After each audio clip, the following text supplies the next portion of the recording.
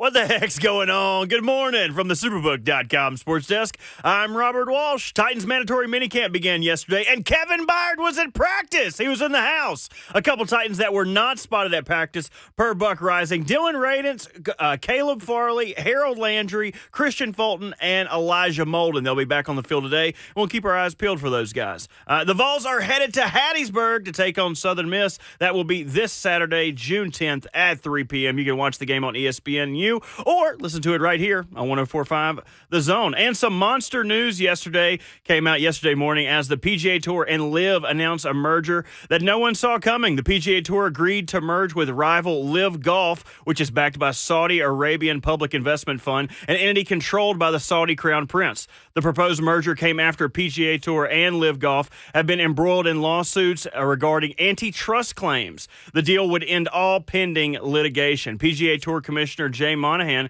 acknowledged that he would be called a hypocrite and accepts the criticism. For all your foundation repair and waterproofing needs, visit USSTN.com. Breaking news at once on your home for the Titans and the Vols. This is 104.5 The Zone.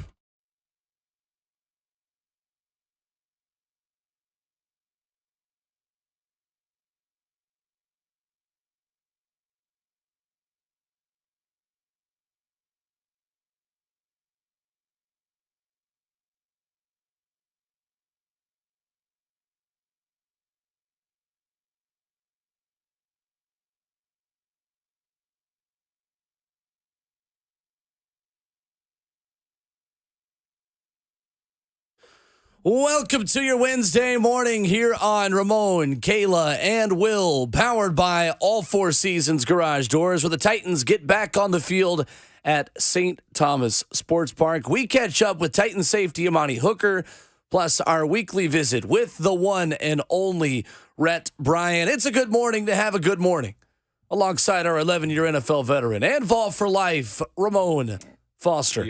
Our capitalized J journalist. Don't ever put the dot over the J when you're talking to Kayla Anderson. That's right. And behind the glass, the one and only Robert Walsh. My name is Will Bowling. How are we doing? Good. We're doing good. We're doing real good, man. Better than Monahan. I tell you that much, Jay Monahan. Sure. Well, no. I think he's had problems for a while now, and now he's just finally getting called out. Jay Monahan having a heck of a week. I'd love to see what Rory said to him. That's what I'd love. You know what I'd love to see, Kayla? How fat his pockets got over this past week. That we know. Yep. This past weekend, but all is well, man. The driving, I'm not sure if y'all see it. Well, I know you definitely don't see it because you're in the city. Kayla, you coming from the west side. Yes. But coming in from the north side of town where, like, Nashville, well, I guess Hendersonville, that loop comes in is actually on the hill, so I can see into downtown. Mm-hmm. Hazy again. Oh, yeah. I can see it. You can see it? Yeah, Oh, of course. Okay. It's bad. Did you see New York No, I didn't. in the Yankees game last night? Yeah, My son was telling me about that. the New York thing is like, I saw on Twitter, and I can't verify this because it's Twitter, but someone said if you stayed outside in New York City for 24 hours straight, it would be the equivalent of smoking 6 cigarettes. Get out of what? here. For free? Did they make you pay? Oh my God. Or like, do you have to pitch in? But you don't get the nicotine, you just get the bad stuff. Oh. Well, nicotine is kind of the bad stuff, too. Well, Right. Robert's like, can you get me there? You don't get I the can do a day trip. bump. The bump, yeah. No good hit off of it. No. That is awful. Yeah, so that's kind of where we are at now because there's a bunch of fires in Quebec. Oh, wow. That's And pretty so tough. much closer. When you see the map of the smoke, too, it's like all reaching. You can see it hitting like a lot of parts of the U.S. I heard our sister station, or I don't know what the hell you would call them, or the station next door to us talking about it all morning. It seemed kind of crazy. Interesting. Yeah, I need to look it up because my news source Twitter is still not available. So I'm a little hazy on all the details. I'm so heated. Right now. It's early, but it ain't I'm that hazy early. this morning. Right, it ain't that early. What are we doing here? Giving you a Will? Kawhi Leonard laugh there. Oh, wow. You're still locked out. I still am. I can't get a code for nothing. You What know is what? going on? Twitter Yeah. is crap. So do you want to give people the details on this? Because I think we've alluded to this happening, but we haven't totally told the story. So what has happened is this. I went to go change passwords on my phone because Apple gives you that alert. Hey, a password's been compromised. I go to change it. My Twitter one now, I'm supposed to get a verification code, 2-step verification code. Do not get it.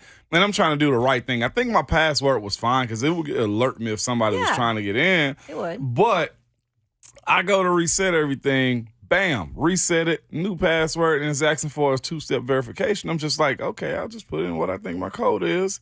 Nothing. Denied again. Okay, Kayla. I end up hitting up Twitter support. Guess what? They send me the exact same thing that I had looked at. And They're not supportive. We do not care. Yeah, that's pretty much what they're telling me, man. They do not care at all. So they send me the stock response from an AI chatter. Okay, I know that's the situation right now. An AI chatter is what's hitting me back. So I email them again. You know what they tell me? Thank you. We'll just add this to your other case. So I have not been on Twitter since Sunday or Saturday or Sunday this week. So if you've added me, it's been a second then. I didn't even know who was at practice yesterday.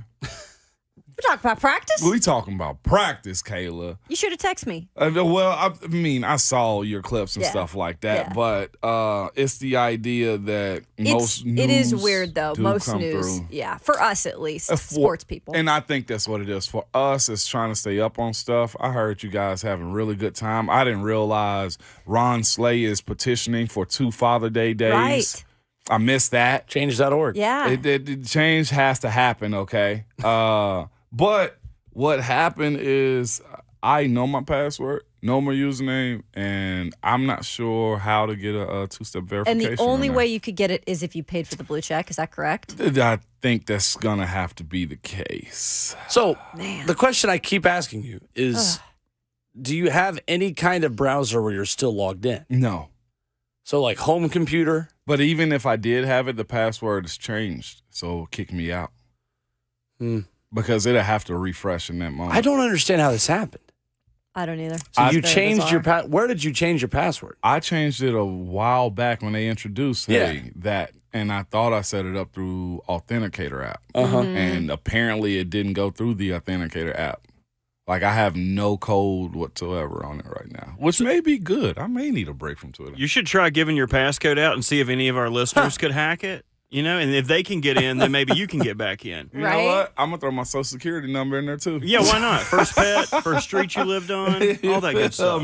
Yeah, golly. Just throw your credit card number in there for good measure, too. As a tip. Now, that one, they'll really attack that one. Yeah. What was your mother's maiden name?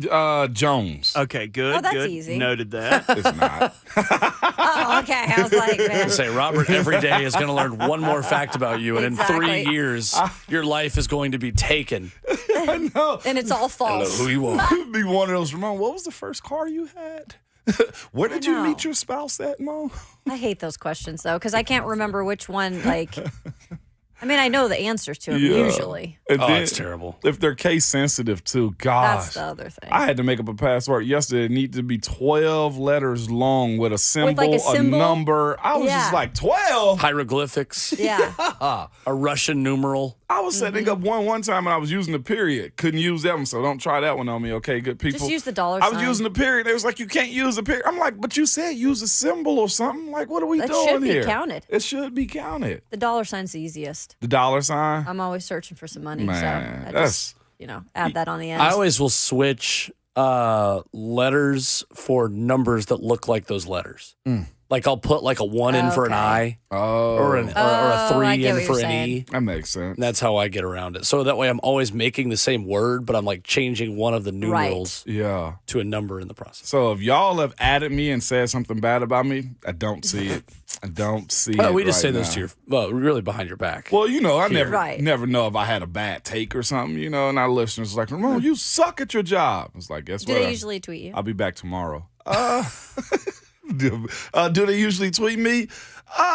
Not really. But I told y'all, too, I can't see the show account right now either because the way the news set up with Twitter and Slack, I don't get those alerts, which is probably good, too. Tough. I got too much going on anyway. Look, we all, Everybody as a does. It society, ain't just should me. be on Twitter less. We should. I know. But I will say this: if y'all see me with the blue check mark, just know I was forced. I got to Maybe put this that. is I don't know all how a you plan. you can't log in though to elect to go to the blue check I mark. might call them and be like, "Yo, man, y'all need to reset this." I wonder if you tried like random numbers like 5 times, like 6 random numbers 5 times, then it'll be like you're locked out. Right. Should we email you or text you? I literally think that's what you should probably I start should doing. probably do that. Just put in 6 numbers and see what happens. Okay, I might do that. It's 6 numbers. I mean, you're already locked out, so you might as well just double down. Yeah. Because then they you're right. lock it all up and then they make you do it. And then everything over. Twitter gives you 0 phone number to call into. Oh, buddy, I got hacked Yeah. 2 years ago. You got. And they went to every message and DM'd all these like people that were like, bigger people that prominent follow people. me. And Yeah. they're like, I was locked out for like a week Wow. and they would not respond. Goodness. And I had to get like a buddy that was like, had somebody who knew somebody in Twitter. Yeah. And finally got me. Ah. Yeah. That's the only way I got back I in. know somebody And then that I knows had to somebody. apologize to every single person that I messaged, which I really didn't. Did you? They're like, Aw. we didn't think that was you, but it was kind of weird. Oh, my neighbor's kid had that happen too. And then Yeah. they were DMing, they inboxed me. Inboxed me was like, hey, man, I got into an argument with so-and-so. Can you send me like $40? I was like, wait a minute. It's like, let me call your dad real This quick. is random. Yeah. Let's go to the phone, 615-737-1045. Gator Mike is first up with us this morning. What's up, Mike? What's up, Mike? Hey, what's going on? Happy Wednesday, CMA week. So Yep. we're all set. Nice. Ramon, I told Bert I wanted to start off with the dad joke of the day for you. You ready? Run it. Please run it. You're going to love it.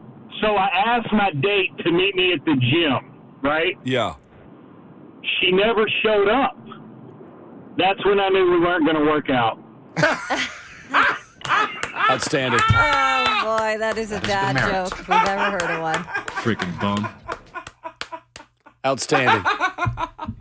That really got you. certainly was. Bird is not happy. Where it's Get like, him, I'm not Mike. having this. Gator, don't take that. Not going to work out. It's terrific. I went to an evening session at the gym yesterday. Boy, let me tell y'all.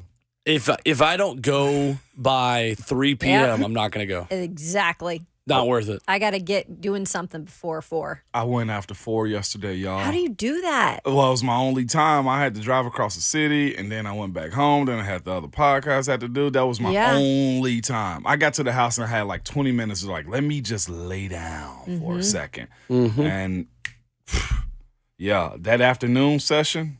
It's just so crowded. Well, It's and not I just even- think I drag. Don't you guys drag when you're doing like I don't that know. late? I sometimes feel better. Really? I just don't want to fight all the people who are like doing 10 sets of one on freaking one machine. That annoys me so much.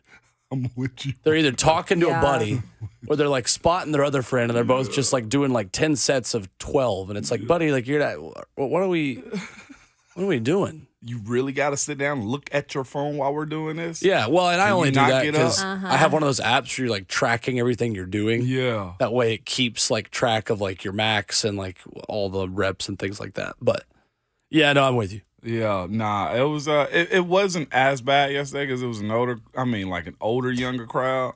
But What, do they do more? They were actually working out.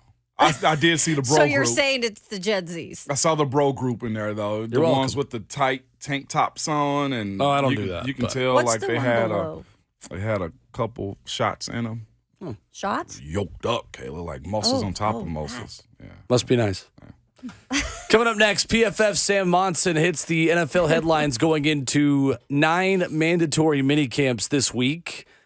Discusses these Tennessee Titans as well. Good conversation with Sam when we come back as hour 1 begins on your Wednesday morning. It's Ramon, Kayla, and Will, 104.5 The Zone.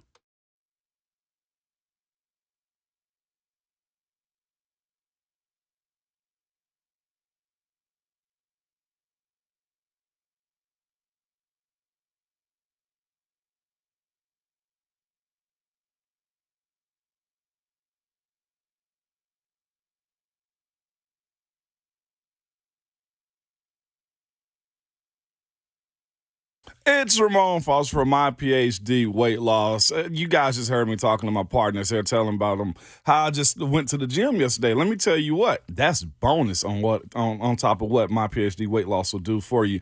Because on average, most male clients lose between 3 to 5 pounds a week, and most female clients lose between 2 to 3 pounds a week if done correctly. It's not just weight loss; it's to make you feel better, make you skin look better, just give you a better confidence about yourself. If this is something you've been thinking about, I don't care if it's 10 pounds, 15, 30, 60, or even 100 pounds. Do it. Start it. It's never too late. It's phenomenal. You have a weekly coach. I talk to mine tomorrow. Rachel is her name, and she is good. Tell me what I should be doing, what I shouldn't be doing, and we'll plan for the weekend also. Again, something you've been thinking about. Reach out to myphdweightloss.com and be sure to tell them that Ramon sent you.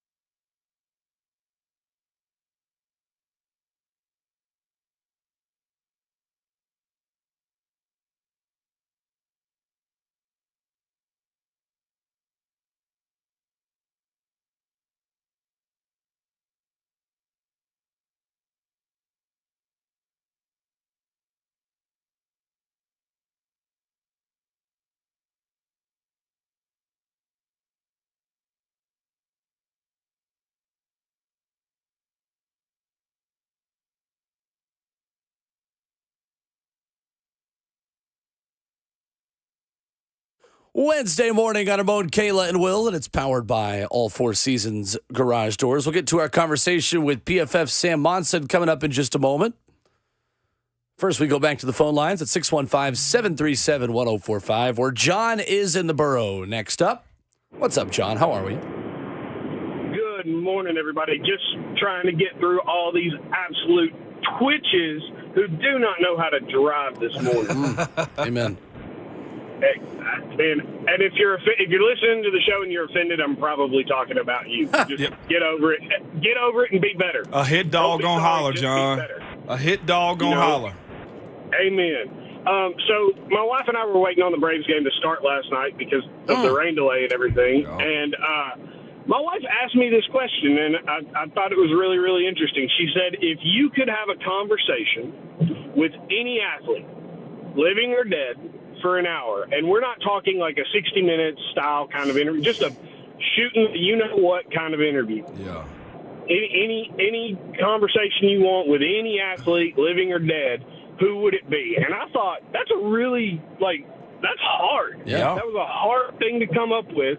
I came up with Ken Griffey Jr. because Ken Griffey Jr. is my all-time favorite athlete ever. Yeah. But I was like, I'm going to ask the show that tomorrow. Because I want to know y'all's thoughts. I like it. I like that. Thank you, John. Absolutely. We've just got about 30 seconds before we got to get to this interview. John but Michael. what do y'all think? One guy I'd love to have a conversation with, Muhammad Ali. Actually, that was mine. Was it? I've had a conversation with Ken Griffey Jr. So. Yeah. Oh, I see the flex. Well, yeah. Love that. I love that. I wish I had a conversation with Ken Griffey You know. Jr. Who's yours, Bert? Ray Lewis? No, I feel like he'd be too preachy. He would see my lifestyle and he'd be like, "You've got to change for the better. You've got to change." I don't know. That's a hard fair. question. I hadn't started thinking that deeply this morning yet. Either him or Reggie White. Ooh, I like Reggie White. One or the other. Muhammad Ali or Reggie Yeah. White. Chattanooga's finest. Yeah. I've always admired that man. Man. To this day, how did he do it? Kayla? Amazing. That's what Muhammad Ali was mine. So Oh, I'll take Reggie White. I'm going to go a 1A and 1B. Oh, ooh. Peyton Manning, 1A. Hank Aaron, 1B. 1C would be Jackie Robinson, because that guy could probably tell some crazy stories. Yeah. But Hank Aaron is favorite Brave ever. Yeah. Jackie By all Robinson. accounts, was like as good of a dude as there was, too. Yeah. That's why I go more old school, just Yeah, because right. I've had the chance to actually speak and talk with a lot of newer, bigger guys name-wise, but Yeah. I got to interview Peyton when I was at Tennessee You did? Mm-hmm. in a small group. Right, But it wasn't like a one-on-one conversation. So. yeah. Anyway, A we'll modern keep one? thinking about it. We got to keep rolling. I like this one, though. Yeah. I like that. Well, we had a good conversation with PFF Sam Monson about Ryan Tannehill's value with the Titans, a corner that he's very high on, new to the Tennessee Titans defense. And the other storylines around the league as 8 other teams begin mandatory minicamps. Here is Pro Football Focus's Sam Monson. When it comes to this Titans team, Sam, what is the biggest storyline that you're following here for mandatory minicamp? Yeah, the Titans, I think, are an interesting team. They've sort of felt like with this new regime, new personnel direction, that they've kind of had their finger poised over the reset button this offseason without ever really, hitting that button and sort of firmly starting this reboot of a franchise. So it's kind of keeping track of what exactly this season is going to look like for Tennessee. We've got, some pieces in place that were there when this team was the number 1 seed in the AFC, Ryan Tannehill, Derrick Henry, guys like this. But then there's so many new faces and so many sort of pieces of evidence that point to some kind of rebuild.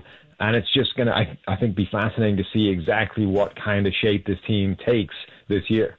And Sam, one of those additions is corner Sean Murphy-Bunting. I know you guys were complimentary of him at Pro Football Focus, putting him among those top 10 cornerbacks in the AFC. What do you like the most about him and the fit here in Nashville? Yeah, I think he's a talented player. Sort of prototypical size, 6 foot, almost 200 pounds. A guy that's played both inside in the slot and outside for Tampa Bay during his career.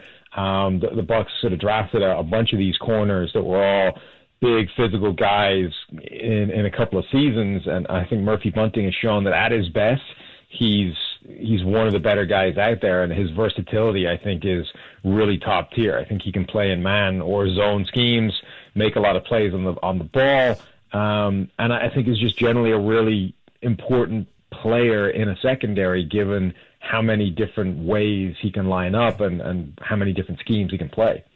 Sam, I don't think we've asked you much about the guys that have re-signed here, who have signed here as free agents. One of those dudes, man, is you can give a little bit more insight on is Inky. What does he bring to a team like this to where he's now able to establish himself as him, this time around in free agency? Yeah, Inky's a really fun player because he's the kind of guy that came into the NFL, and there's a bunch of these guys that really struggle, these sort of long, tall, thin, undersized edge rushers. Yeah. And these guys dominate in college. He was 6'5", 240, something like that when he came into the league. And, guys can be 240 and still dominate on the edge. We saw Nolan Smith drafted in the first round at smaller than that. But they tend to be much shorter. They're sort of compact 240 pounds. But guys like Inky, and there was a bunch of them, Shalik Calhoun, who's another one. A load of these guys kind of came into the league, and the really thin, lightweight ones are the ones that tend to struggle and to really find difficulty kind of converting that college production against bigger, stronger NFL offensive tackles. But Key is just sort of consistently packed on size and muscle and has become a really good pass rusher over the last couple of years, generally as a sort of situational guy. But the last couple of years, he's, I think, had the first or the second and third most snaps he's played over a season, and by far the best pass rushing grades for a couple of different teams now, for San Francisco, for Jacksonville. And I think he's now shown that he's got the size and the strength and the durability to hold up, and maybe he could see his role expanded significantly and sort of see if that situational production can translate into being more of an every down player now that he's had the time to kind of adjust his body to the rigors of an NFL season. And that's where I want to go next, man, is adjusting your body, man, Sam. And you guys' history of giving grades and reporting and studying guys, man. Have you ever had a guy to have a back injury, an ACL injury, play cornerback, bounce back from those injuries, and become studs? I'm talking about Caleb Farley, the former first rounder here in Tennessee, right? Like, how do you foresee his career kind of moving forward with all of those things he's had, the issues, of not learning the playbook? What's the best case scenario for a guy like him? Yeah, it's a tough projection. We loved Caleb Farley coming out. The season that he had, his best season in college, was special. And given that speed, given the closing speed, the recovery speed that he has or had, I think his ceiling, his potential is huge. But obviously, we're kind of running out of time to see that, just to see it put together. And he's barely played in the NFL so far. What he has played, he hasn't looked particularly good. It's tough. Like, it's a hard enough jump just going from college to the NFL. Yeah. It's harder still at the cornerback position. I think it's one of the toughest positions in the game now, generally, and also to translate from college to the NFL. And then when you're dealing with these consecutive injuries that are just stacking up, it's just putting him further and further behind the eight ball. So, with his size, his build, his speed, he's got all the tools, but we don't know if those are still there, if those are still in place, given the injuries that he's been dealing with. It's just a really tough situation for him. I think at this stage, given what we've seen for him, or more importantly, what we haven't seen from him, you basically have to kind of write him off in terms of expectations. Like, if he shows you anything, it's a bonus, but you're probably not even planning for that eventuality anymore. So what you call him? Special teamer? Backup, 2-3, like, because he can have a career, but you're not seeing it at cornerback at this point.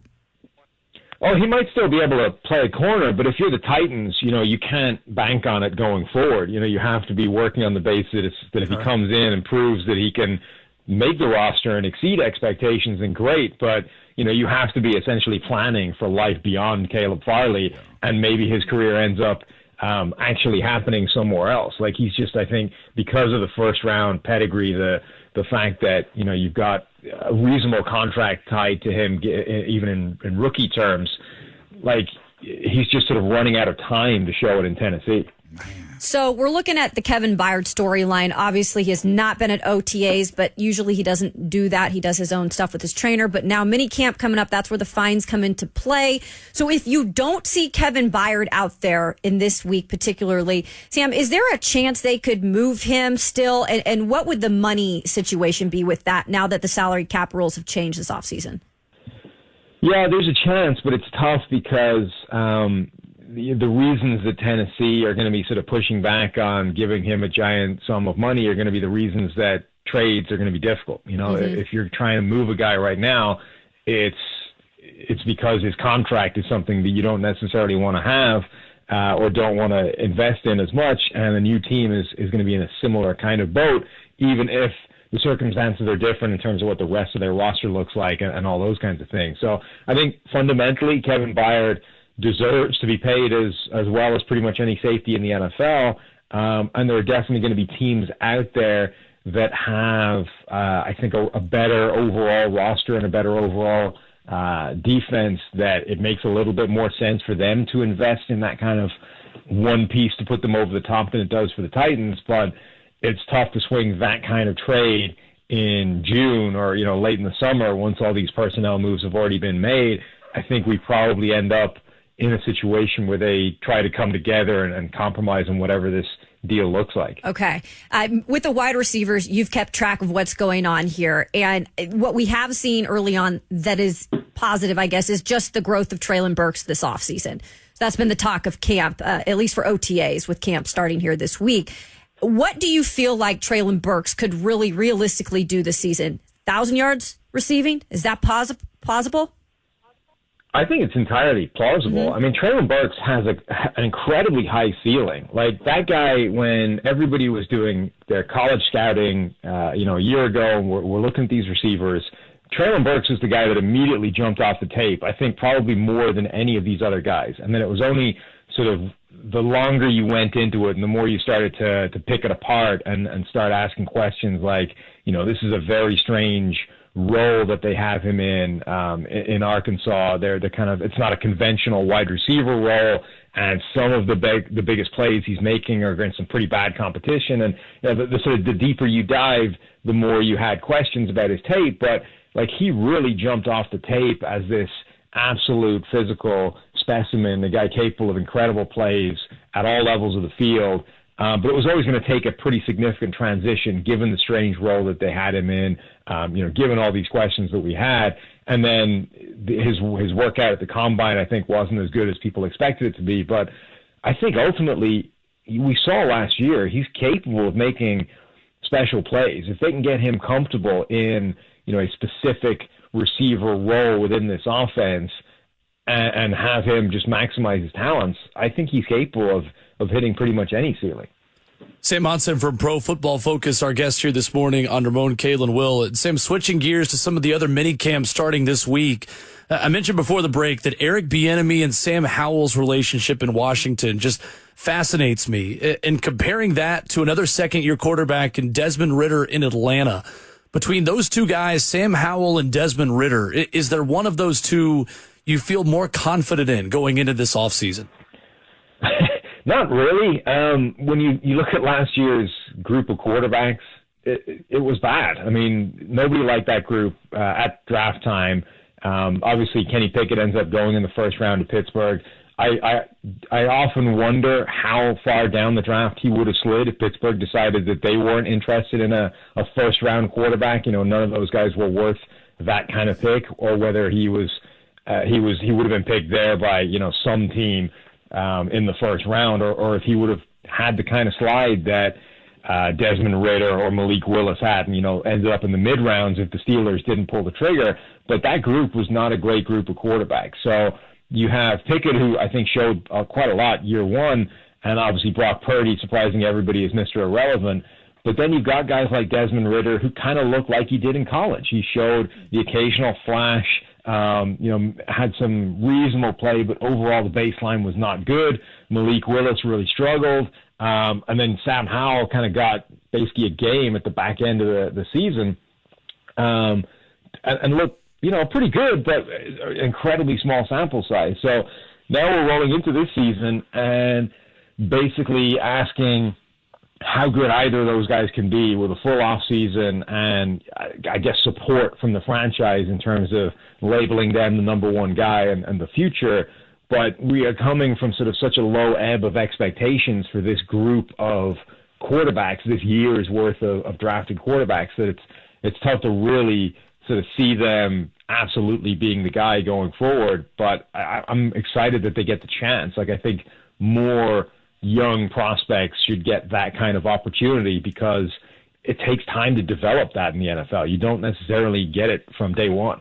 Well, Sam, another guy getting that opportunity is Trey Lance in San Francisco, also starting mandatory minicamps this week and kind of battling a bit with Sam Darnold while Brock Purdy just begins his throwing and getting back to full health. What do you make of Trey Lance at this point in his career? What is the path towards that guy potentially being a starting quarterback either in San Francisco or elsewhere in the next season or two?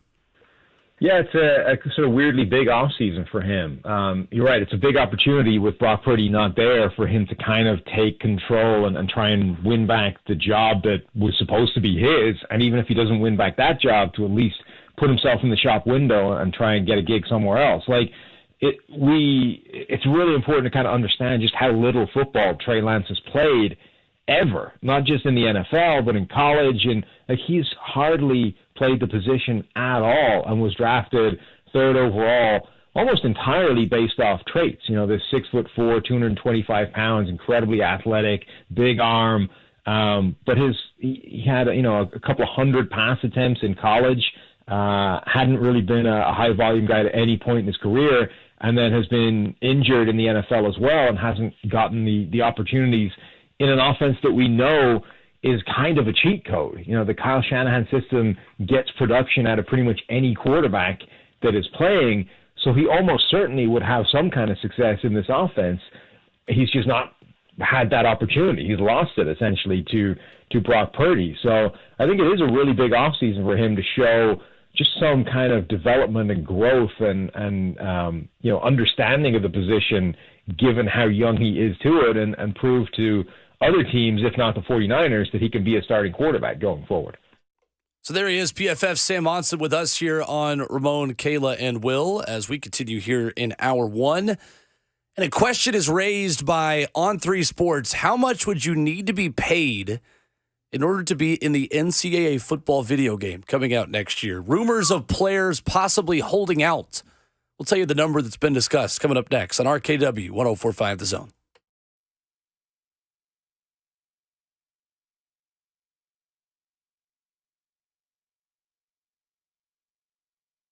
If you have a wet basement or crawl space, it's time to call United Structural Systems. We've all heard about these guys for a long time and for good reasons.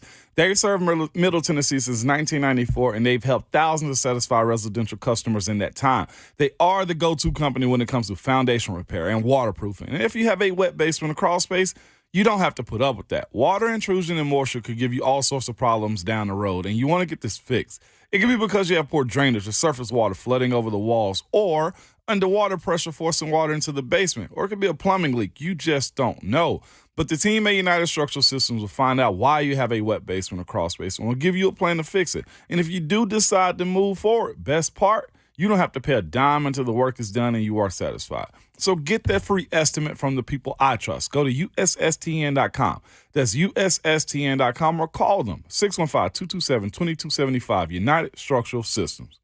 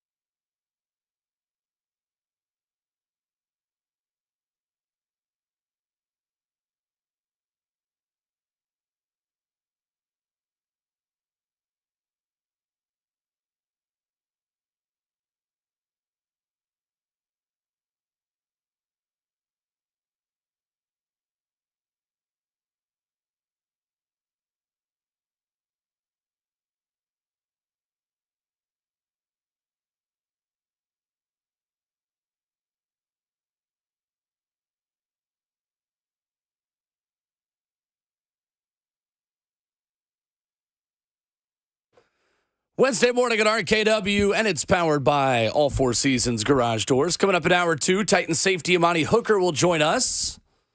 We'll get a first report from the Titans practice field as well as we begin hour 2 coming up next. 615-737-1045 is how you join the conversation with the whole crew here this morning.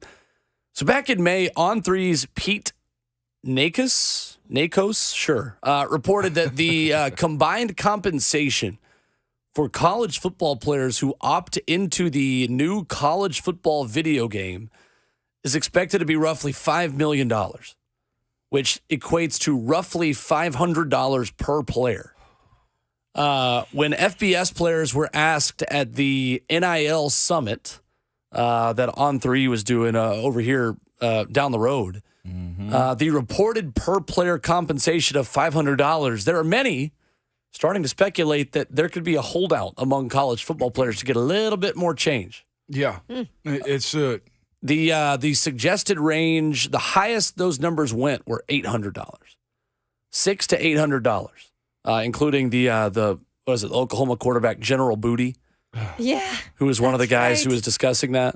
Kansas running back Devin Neal saying, I honestly think 500 is a pretty good amount. And then you had a defensive tackle named Fish McWilliams, which is my new favorite name in football and player in football, from UAB, saying, honestly, just having the video game back and being in it would be okay with me. Look at that. This is going to be fascinating to see what they do because they're going to have to start a union. Is basically what they're going to have to get some representation. There has to be a collective bargaining agreement in this. This is my PA side coming out. So if you don't want to listen, tune off or stay and learn something.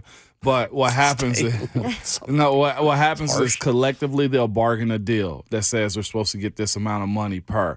They know what the sales are going to be projected to be. Like Madden is $65 million or something like that on release day. It's some crazy number. But the difference between what happens in the NFL and college is this.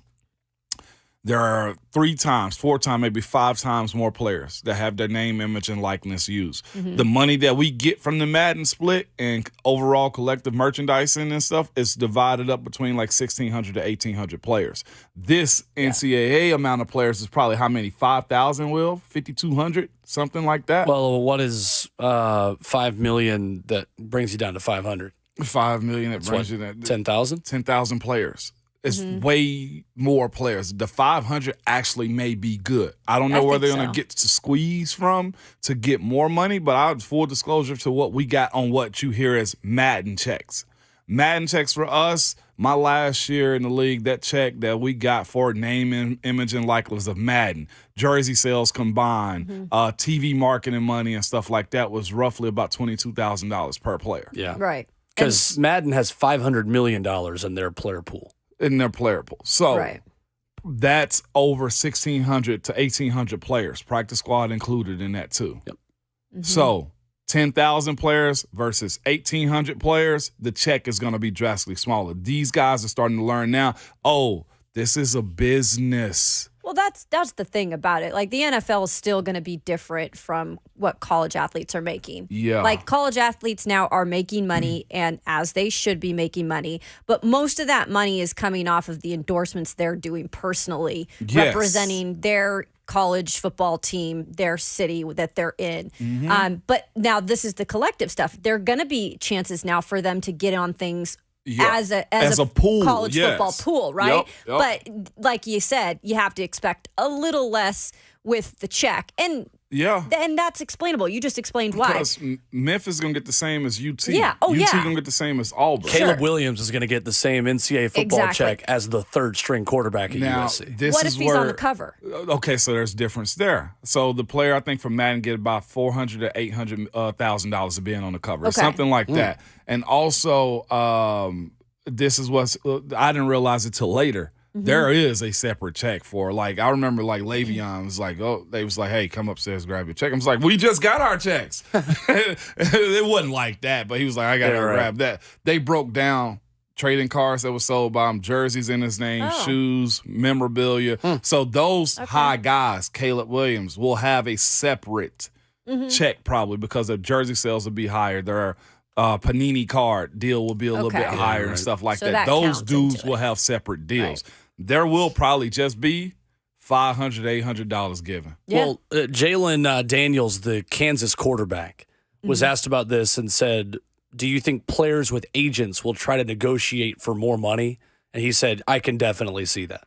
He said, especially with all the highest paid college players that are in the country right now, if they're getting paid as somebody who a lot of people really don't know, or they're the most known person in college football, the guy that's not known on a roster who's the third string defensive tackle is not going to get paid the same as the Heisman candidate quarterback. Nope. So Vols fans, if you're playing on NCAA, might be playing with Rico Volcano Lava. No, for real. But Navy Schuler might be the quarterback of Tennessee if Joe Milton and Nico Iamaleava can't come to an agreement with EA Sports. No, for real. Respectfully. On a serious note, though, that little extra $500 don't matter. I mean, you actually get paid. Yeah. This is what the big pool of payment look like. For sure. It's a lot of it's a big old number, man. That's got to be divided between a lot of players. I swear, I'm going to be so selfish here. I just want to play the video game. Right? I don't care. I just want to give me the video. We just had a whole generation of players who never got to be on the NCAA football video game. Can we not just what's the value of that? That's priceless. This is it's like those old commercials. Guys, let's be on the right side of history. History. Oh, No, you said it right. You said it right. Let's be on the right side of history. You said it right. Po Buddy's Nerfic, Robert. It's It's just okay. like saying Screet. Yep. Right. Strawberry. Po Buddy's Nerfic. Yeah. Discreet. No way. You never heard somebody say Screet? No. In these In streets. in these He's streets. baffled That's right. at myself for saying Well, then you belong to the streets. it's been that way. Well, it is for a minute. not an even 7, Robert. You are forgiven. Anyway, in hour 2 coming up, Titan safety Amani Hooker joins us. A report from the practice field via Kayla Anderson, who was there talking to Titans players and coaches after practice. And the one big play that happened yesterday for a guy that is not a wide receiver, but like we've said, may just end up being wide receiver 2 in 2023 for your Tennessee Titans. Coming up, we'll give Ramon Foster a report what happened since he's locked out of Twitter. Coming up next on Ramon, Kayla, and Will.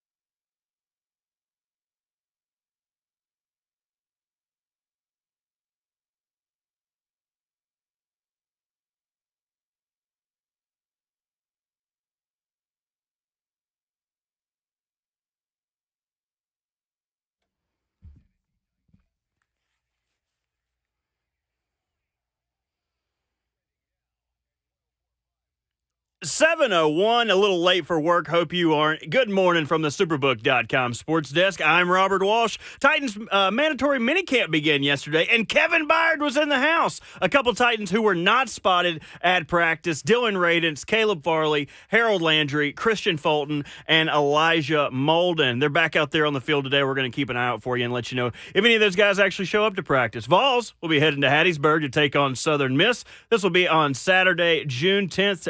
Game starts at 3 p.m. You can watch the game on ESPNU or listen to it right here on 104.5 The Zone. Monster news yesterday as the PGA Tour and Live Golf announced a merger that no one saw coming. The PGA Tour agreed to merge with rival Live Golf, which is backed by Saudi Arabia Public Investment Fund, an entity controlled by the Saudi Crown Prince. The proposed merger comes after the PGA Tour and Live Golf have been embroiled in lawsuits regarding antitrust claims. The deal would end all pending litigation. For all your foundation repair and waterproofing needs, visit USSTN.com. Breaking news at once on your home for the Titans and the Vols. This is 104.5 The Zone.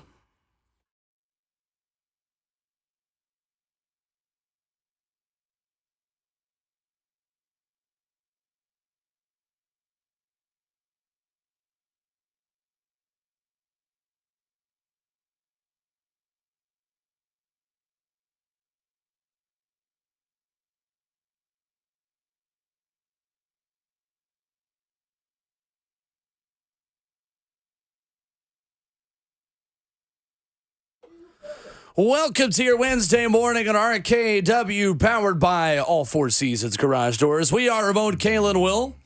Visit allfourseasonsgarages.com/Nashville with our NFL veteran, our capitalized J journalist, and whoever the heck is behind the glass. As we get a recurring nickname for Robert Walsh. Ramon Foster, Kayla Anderson, Robert Walsh. My name is Will Bowling. It's a good morning to have a good morning in Nashville, Tennessee, where Amani Hooker, Tennessee Titans safety, joins us in just under half an hour. You could join us as well on the Mark Spain Real Estate Hotline, 615-737-1045, as we answer a big question from yesterday.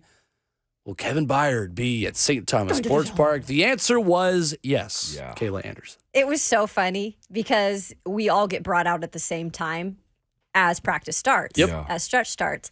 And everybody just, in a matter of seconds, went to the right side of the field where obviously the secondary players are when they're doing the stretching. Yeah.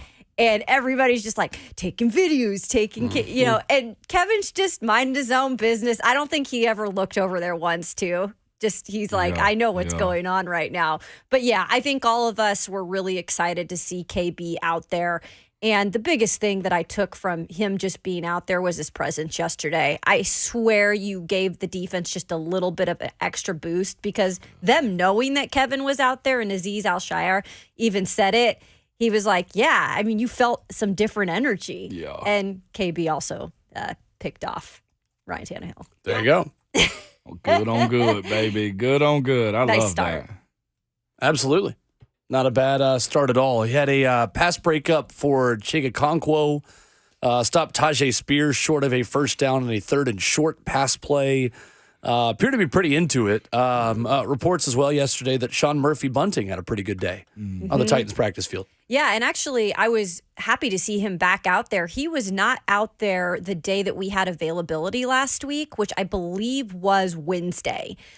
He was not on the practice field Wednesday when we had availability for OTA. So I was actually like, phew, good to see him out there because as you are new to a team, you want to have to continue to, hit the practice field, get as many practices in as you can with your new guys and with your new secondary. So, yeah, he continues to look good. He continues to also be just a natural leader out there, guys, just like Azeez is, I feel like, in the linebackers room. So that's encouraging when you bring in two new guys, Rand's little, kind of group there that he's brought in, because it already looks like they're jumping right into the roles that they were kind of expected to jump into, guys. That's big.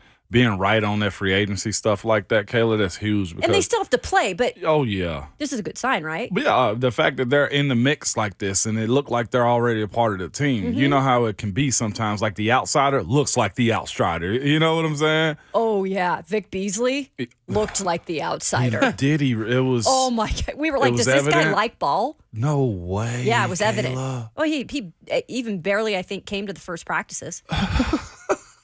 Yeah. I wish I could finesse like that. I know. Titans legend. I'm be real.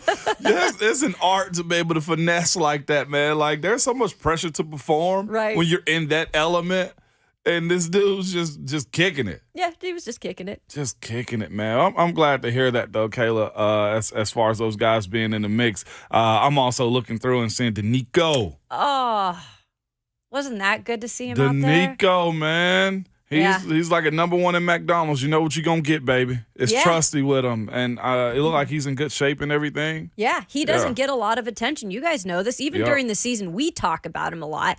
But he's not going to get that attention outside of here. But when he's on that line, like they're doing more business, right? And with Arden Key and that addition, look out. Because if Danico stays healthy and Arden continues to progress, that's good. And by the way, so I know we've been talking about Byard being not there, not there type of conversation. At least I've been bringing it up more often than not. Hats off to him for being a pro, for being a businessman. Hats off to him for burying the hatchet and just like, you know what, cool. I don't know what he's thinking, the thought process is of conversation, but that ought to tell you what type of person he is, because I know a lot of guys, so what? No, like, so what? I'm not showing up. I'll be all right. And then he was, from my understanding, enthusiastic and all over the place when it comes down to how he's going about his job. I think that rings bells right there amongst his teammates, too. I know Ryan Tannehill's probably thinking to yourself, dude, I'd much rather you not be here. You breaking up my flow. Breaking up my passes and stuff. Breaking up my mojo, but I can't overstate that enough. Business and pride don't mix sometimes. That's the first thing I thought of, you guys, because I know if I were in that position, I'd probably be different, but I'm not a professional athlete. However, when somebody asked you for a pay cut and you've done everything right in an organization, I think it's really hard to just shake that off. I've never seen, I can now say this after this situation, I don't know if I've ever met a pro like Kevin Byard. I'm serious. Yeah. I know what I'd be moping. I'll be honest with you. At least sitting here in this seat right now, knowing the conversation, the situation, part of me probably won't let me, you know what I'm saying, just be a drag. But I'd expect a lot of guys to be moping around and being a distraction. And the fact that KB isn't, man, that says a lot. Yes or no, does Kevin Byard's attendance at mandatory minicamp signal the fact that there may be a reworked deal in his future with the Titans? Just in terms of just how they pay him, or just extending? Just something different with his contract number. Yeah, I think that is actually something that could happen, Will. I really do. Yeah, I would say yes on that. Especially because if you're Rand now and you're seeing him be a pro like this, okay, let's work together to figure this out, right? We want you on our team. Right. You're an asset. I'm going no.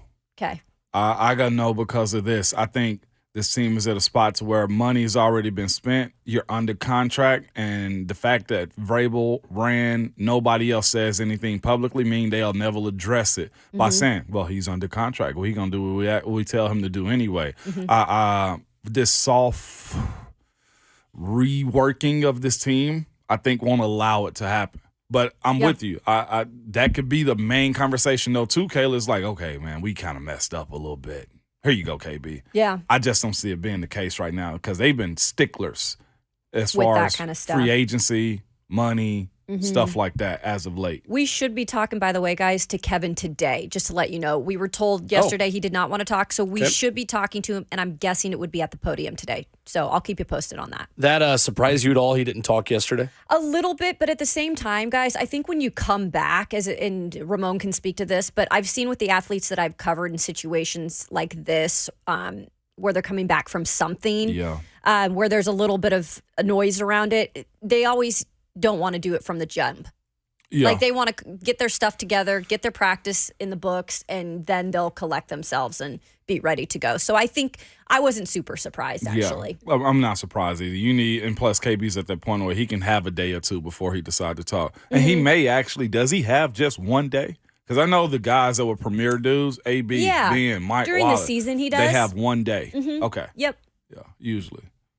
Yeah, not on the practice field yesterday. Dylan Radins, Caleb Farley, Harold Landry, Elijah Molden, and Christian Fulton. One don't match the others. I'm having an issue. Christian Fulton, to me. An issue. When did the alarm bells start, or have they already They've started started. for you guys about Christian? They've started. For me, it's not. I don't really. Nothing concerns me or excites me until training camp. I have an issue that he's not out there. He's in the facility.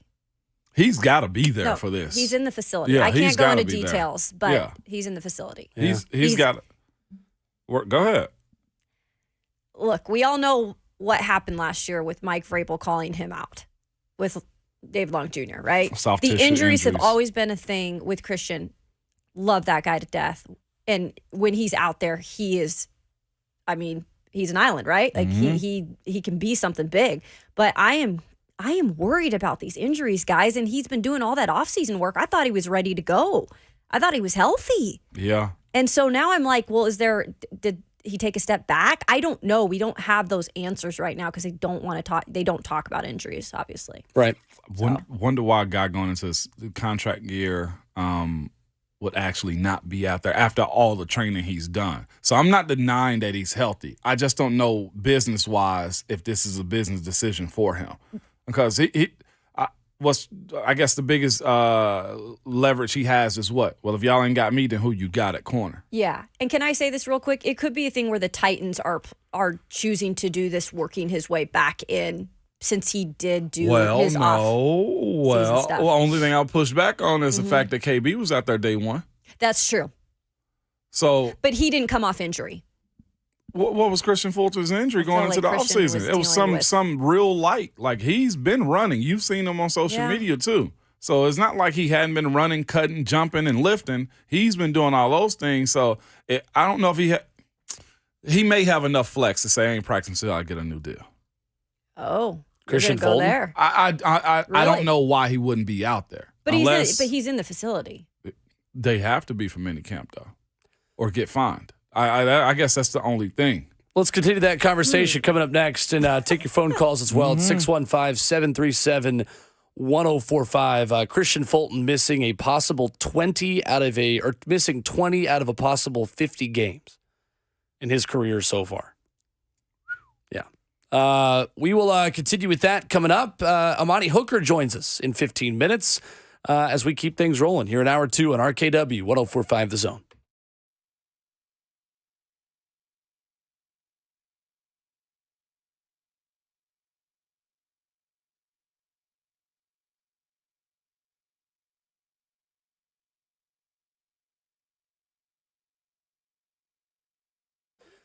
Hey, it's Will Boulding here for my friends at League Company. Are you looking to check some items off your summer home to-do list? Maybe you're working to freshen up your home's look before hosting friends and family for a cookout. It's that time of the year, getting closer to football season. Well, available 24/7, 365.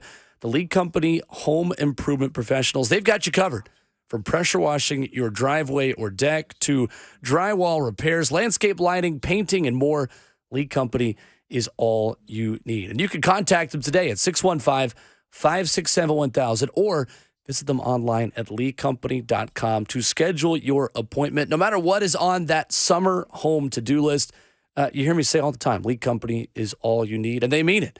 And they're ready to help you at a moment's notice. 615-567-1000. That's the number to call. LeagueCompany.com for all your home improvement needs this summer. That's League Company, all you need.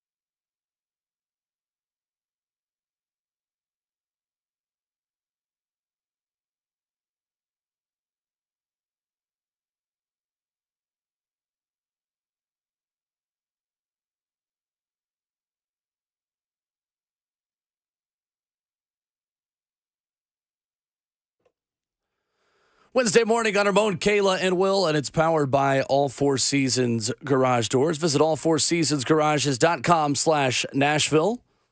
Alongside Ramon Foster and Kayla Anderson, I'm Will Bowling. And joining us this morning on the Marks Payne Real Estate Hotline, Tennessee Titans safety Amani Hooker. What's going on, Amani? Good morning. How are you? Morning.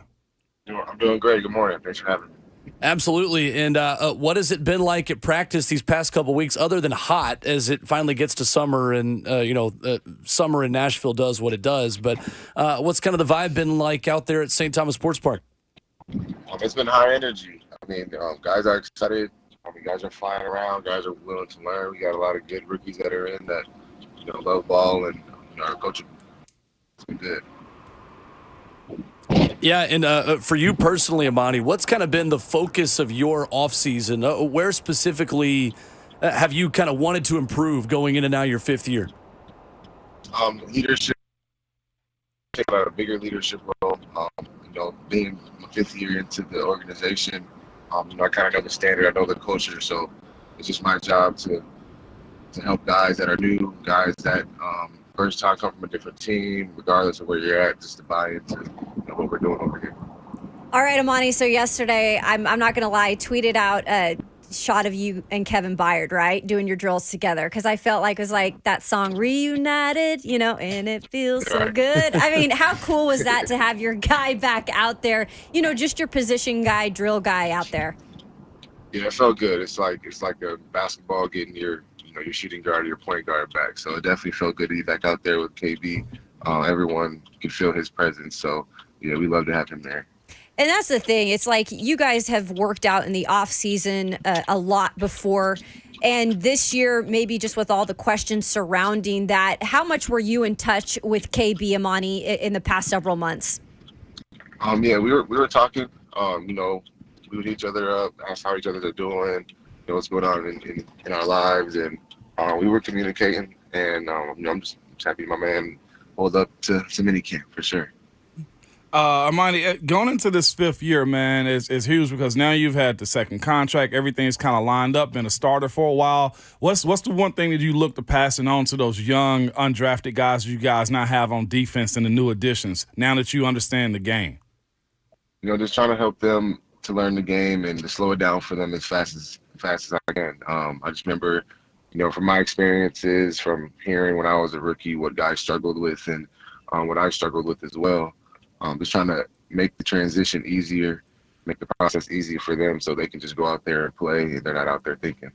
I know you guys just got a new GM with Rand Carthon, right? And watching the draft, or if you did watch the draft, no defensive rookies, man. Do you side-eye Rand now and be like, hey, man, hey, what about us? I mean, I'm not in charge of all that, so it must have happened for a reason. We have and the guys that are on our roster, so it's our job to prove them right. Amani Hooker, our guest this morning here on Ramon, Kayla, and Will. And there's been a lot of talk, Amani, just about the tempo and some of the tweaks with the new offensive coordinator on the other side of the football from you. What challenges does Tim Kelly's kind of new system present without giving away too many state secrets here, obviously? What's kind of been the differences that you've noticed? It's just a lot more misdirection. I'll just say it's just a lot of more, instead of just, straight downhill, some runs, it's just a little more misdirection. It's it just seems like they're doing a lot more than previous years, for sure. A lot has been made, Amani, too, of that 1 to 2 year jump for Traylon Burks, the first round pick a year ago, obviously. Where have you seen him kind of become a little more confident? How different does he look maybe from what he looked like a year ago? Yeah, he's definitely night and day from a year ago. Just seeing seeing his body, seeing how he runs and his work ethic. He's going to be a great player in this league for a long time. We have no doubt in our locker room that he's going to be a good player for us this year. So we're excited for him. Every year, obviously, you guys add people to the roster, and this is still so early on with this being minicamp. But how would you kind of describe the defense this year and what you guys want to continue to be? And is there anything new in terms of this identity that you guys want to add? Anything new? We just want to have energy. we want to bring excitement. We're going to be students of the game. We're going to know the game. And then, when we're out there playing, we're letting it loose and we're having fun. That's the main thing. Is defense is about energy, and we have to bring that every day as a secondary. Has there been much of an adjustment with having a new defensive game pass coordinator and Chris Harris? I know changing staff sometimes, staff members can be a little different. Communication all has been fine, and how has that change been for you guys in the room? Yeah, it's been a good change. Guys are excited. Coach Harris knows what he's talking about. He knows the game. He's helping guys out. He keeps guys' confidence high. It's been a great transition. Guys are excited. Guys go out to practice and have fun and are confident. Amani, we joke a lot with all the people here in Nashville that moved to Nashville in droves. You've been here now for about 5 years. You get it, going into your 5th season. Yeah. Do you feel like you've become officially a Nashville guy, right? I don't know what the year total is before you officially become a Nashvilleian, but just kind of how settled do you feel into the city here now? I'm real settled. Like you said, I'm a Nashvilleian, so I know the city. I can show people around one of the best spots, or what I think are the best spots for sure. So I think I'm a Nashvilleian. I think it counts after 5 years. Right. You can start shaking your fist at the sky now when traffic hits in areas where there didn't used to be traffic. Right. Certainly. Well, one final one for me, and I'll throw back to Kayla for one more too, Amani. Just getting to know Sean Murphy-Bunting, one of those new guys in the secondary. What's it been like working with him for the first time? What was kind of your initial conversation with him like? Yeah, he's a great guy and great player. I knew him coming out the draft, so I was with him a little bit in some training. But he's a player that just knows ball. He loves ball. I feel like a guy that you can just count on to do the right thing, no matter what's going on in the situation. And the conversation we had right away was just excited to play with each other. He knew of me. He's seen me play throughout the years, and I've seen him play many times at Tampa. Amani, I just want to say congratulations. I think you had, is it second kid? Yes, it's my first kid, but I have a stepdaughter as well. Yeah, so congratulations. What has it been like just in terms of having that and knowing wow, I'm a dad. This is, my kid. Yeah, no, it's the greatest feeling. I'm super blessed. Me and my fiance, we're super happy. He's a big old baby growing super fast. And we're just excited. It's literally like having a little mini me. So, we're going to take care of him. You put a little football in his hands already? Oh, yeah, he already got one. I have to ask you one in the way too early schedule preview, man. Jacksonville, of course, is getting a lot of media love. They ended up getting the AFC South, too. You guys kind of have that penciled, man, as far as, hey, all right, we got to go take over the South again. Yeah, every year it's take over the South. Teams, they added some guys, so teams definitely got better from last year, so we're going to do the same thing regardless of what the situation is. So every year we're looking to take the South for sure. You've been to London. You looking forward to that game this year? I actually never been to London. My first time out of the state was just I'm definitely looking forward to London. It'd be a great time. Yeah, definitely. Awesome. Amani Hooker has been our guest here this morning on 104.5 The Zone. Amani, continued health, man, this season, and best of luck, man. We really appreciate the time. Absolutely. Yeah, I appreciate your time, too. Thank you so much. Yes, sir. Absolutely. There he is, Amani Hooker, with us this morning here on RKW. Circling the AFC South. Mm-hmm. And an interesting note on the offense. Yeah. The quote was, there's a lot more misdirection. Yeah. Not quite as much downhill. Yeah. Which I thought was interesting. Yeah. That's fascinating to see what it's going to look like in the end for this team. You get something exciting and productive offensively, that's huge. Mm-hmm. That's huge. And what's so cool about Amani and his defense, not a whole lot has changed. The additions, Kayla, so what you're saying is almost plug and play at this point. Yeah, and if anything, the addition of Chris Harris has just brought a different type of energy, which, like he said firsthand, it was nice to have that. And then just being back with Kevin Byard, look at those two safeties. There's not many rooms that have that much experience with those two guys like that. Pretty cool. 615-737-1045. We can take it to any direction reacting from that conversation with Tennessee Titans safety Amani Hooker, who joined us here this morning. But what do you think that particularly means when he talks about there's more misdirection in the offense. Ramon, where does your mind go when you hear that? Run action is a little bit stronger. Being able to, the concept of routes is a little bit different too. The one thing that we've been talking about, is the predictable routes that this team run. Okay, give the ball to Derek 2 times and then throw it straight down the field. Like and I saw Jim Wyatt's preview or recap of yesterday's practice. He was talking about Chig was wide open down the middle. Thinking to myself, how did he get wide open down the middle with this team and this defense? Well, probably a little bit of misdirection, probably some motion, some zig and some zagging. You know what I'm saying? Like moving formations. That would be huge for this team, considering also, too, until we know what the talent looks like on this team, as far as we know Traylon. Traylon, he's the name you know and love. NWI is the name you know. You want to fall in love with him. Then there's other guys. So what do you do to make up for talent that's unknown? You get them open and let them make plays so the people say, oh, we got to keep our eye out for them. That sounds like what Amani was essentially saying is dudes are somewhat getting open. More than just, hey, throw the ball right here and let's just get 2 yards and march slowly down the field. I think that's fascinating. I think that's what this offense needs moving forward. If that's a part of playing fast, remember what has Vrabel been saying the early part of the offseason? Got to play fast. Got to get fast. This seems like that's a part of it right now. I think the thing I hope it means is that there's going to be more pass plays with more than 2 guys running routes.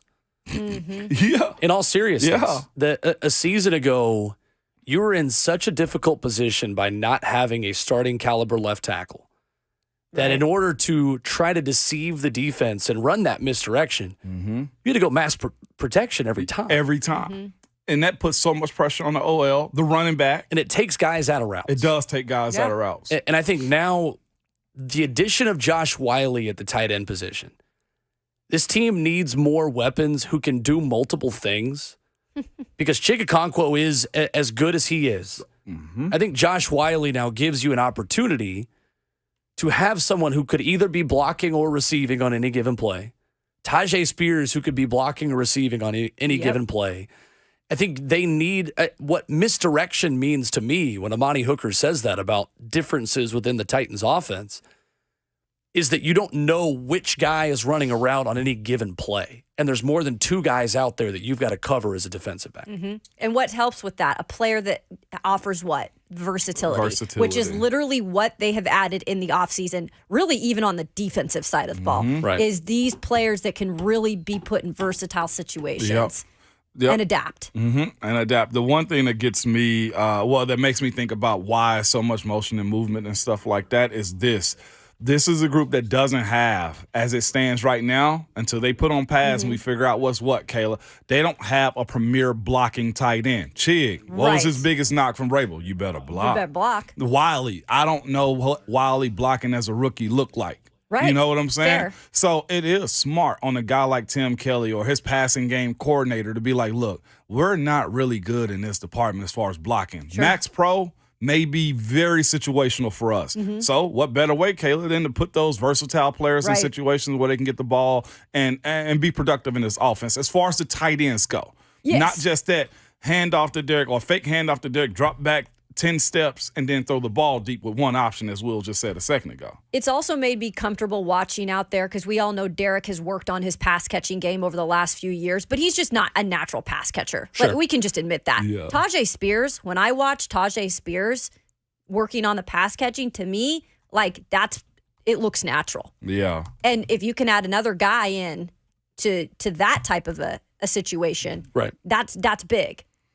Again, another yes, versatile it is. situation. Maybe not having that blocking tight end is a good thing for this team. Yeah. Josh Wiley is a blocking tight end. And Trayvon Wesco is the blocking tight end. But as a rookie, you going to trust him one-on-one with an outside? I'm just saying, I'm just giving a scenario, and I'm not saying you're wrong, but like developing that trust going to be a hard thing for a rookie tight end. Well, I mean, we can't break down the third tight end too much. He's probably not even the third tight end yet. Kevin Rader and Trayvon Wesco are the blocking guys, but Wiley's probably the fourth guy. I mean, that's where you start as a rookie. Yeah. 615-737-1045, where Greg is in New Orleans. Up next with us this morning. What's up, Greg? Hey, you just got me excited for that opener. If we go to 18 games, and we have permanent opponents. I hope the Saints' permanent opponent is the Titans. There you go. I love coming to Nashville, and then I know the Titans fans love to come down. I know Kayla probably love to cover a game in New Orleans. I was going to ask you guys, you're a little bit familiar with Derek Carr, though we saw him last year and beat them down last year 24-0. What do you think about the Carr coming in? I know the former Vol Camaro, we may have to miss him for about 5 or 6 games, so the Titans may get a break to miss that game.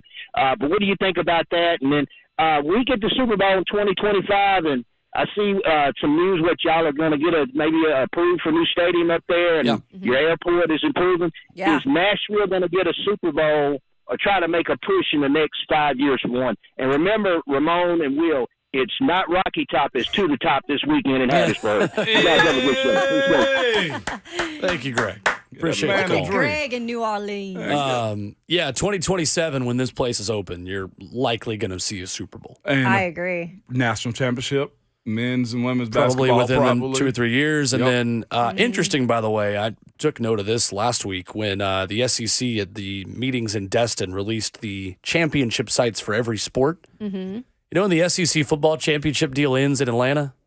What? 2026. Boom, shakalaka. Just throw that out there. Dude, you might as well just put a permanent residence in Nashville if you want to come to every event. Makes sense. It'll be here. But on the Derek Carr question, Makes sense. I mean, we have Derek Carr at home. His name is Ryan Tannehill. Right. I would take Ryan over Derek. That's what I was going to say. I would take Ryan Tannehill over Derek Carr. I would too. I do feel like getting the heck out of Vegas with that guy as your head coach. I'm not even going to name his name anymore. I do. It's Josh feel, McDaniels. I know. We kinda have Sorry. to. We talked about him yesterday too. we But did. I feel like for Derek Carr, if this is his last place, he's going to be your last place as a starter. I feel like he's going to want to make the most of it. And I feel like a change of scenery is going to be a good thing for him. I'm not saying he's going to be fabulous, but I think it will be better than what he was dealing with last year. I really do. And me personally, I never underestimate the Saints. I don't know that's why. the other thing. They got a stronghold on me, and I don't know why. They always find a way to just compete. Yeah. Last year, not so much. I was that way when Sean Payton was there, but not under Dennis Allen. Well, the defense to me, it kind of gets it rocking. Yeah. You got to, where am I coming from, though? An offensive line stuff. I know, but Sure. I think you're, and I think as far as their home atmosphere, that's legit because every home game they have, they're going to expect to win just because of the atmosphere they play. That one's on the road, too, Right. by the way. Yeah, it is. Whew. That's a tough way to start, man. I'll tell you what. I mean, that's one of the tougher places to play in the NFL. You said it's the loudest place you've ever been. Hey. And you were at the Tennessee-Alabama game last year. And I went to Seattle. You feel me? And I'm city. going to argue with you on that. You know Kayla, that. hear me out now. Dome that ain't sweet a bad dome. drive. That ain't a bad. If you in Nashville going to New Orleans, or that flight is about an hour. I say it's a bad drive. Is it a bad drive? Yes. Well, you can catch a quick Southwest flight. Go to that one because it's a good time. Yeah. I've been to that Superdome. Coming up next, it is the game show that is sweeping the nation. Yeah. Robert Walsh trivia on the other side. Getting to know Bert on Ramon, Kayla, and Will. 104.5 The Zone.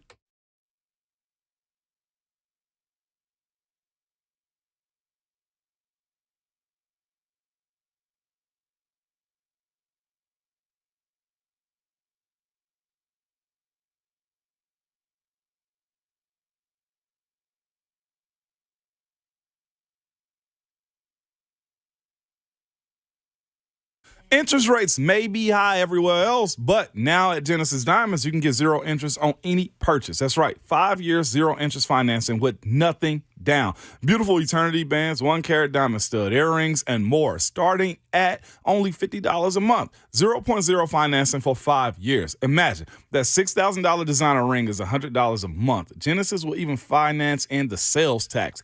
Interest rate relief is just another way that Genesis is always looking out for their customers. You, okay? Pre-owned Rolex watches are included in this, as are all Genesis name brand designers. So you can get the ring of her dreams at a monthly payment you never dreamed possible. This is a great time to celebrate that anniversary with a new center stone, with a new center diamond, or a spectacular diamond tennis bracelet, or eternity band.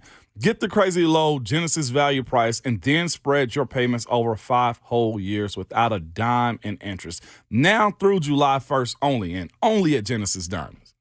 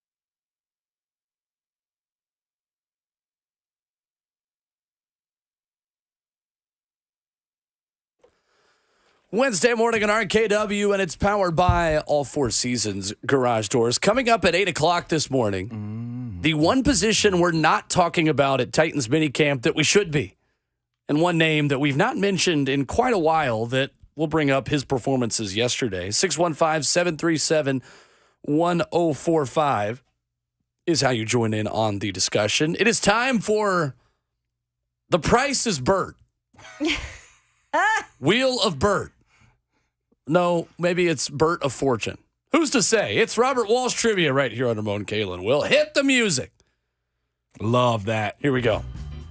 Ramon with a 1-0 lead as we go into question 3. So do we go 1-0, 1-0-1? Because it was a draw first day. That's right. Yeah, you Okay. both received a point. Yep. You have 3 did. points for Okay. the win if we're going soccer rules. Okay. Despite growing up on a farm, animals do not have glowing opinions of Robert Walsh. Which of the following 4 animals has not bitten him?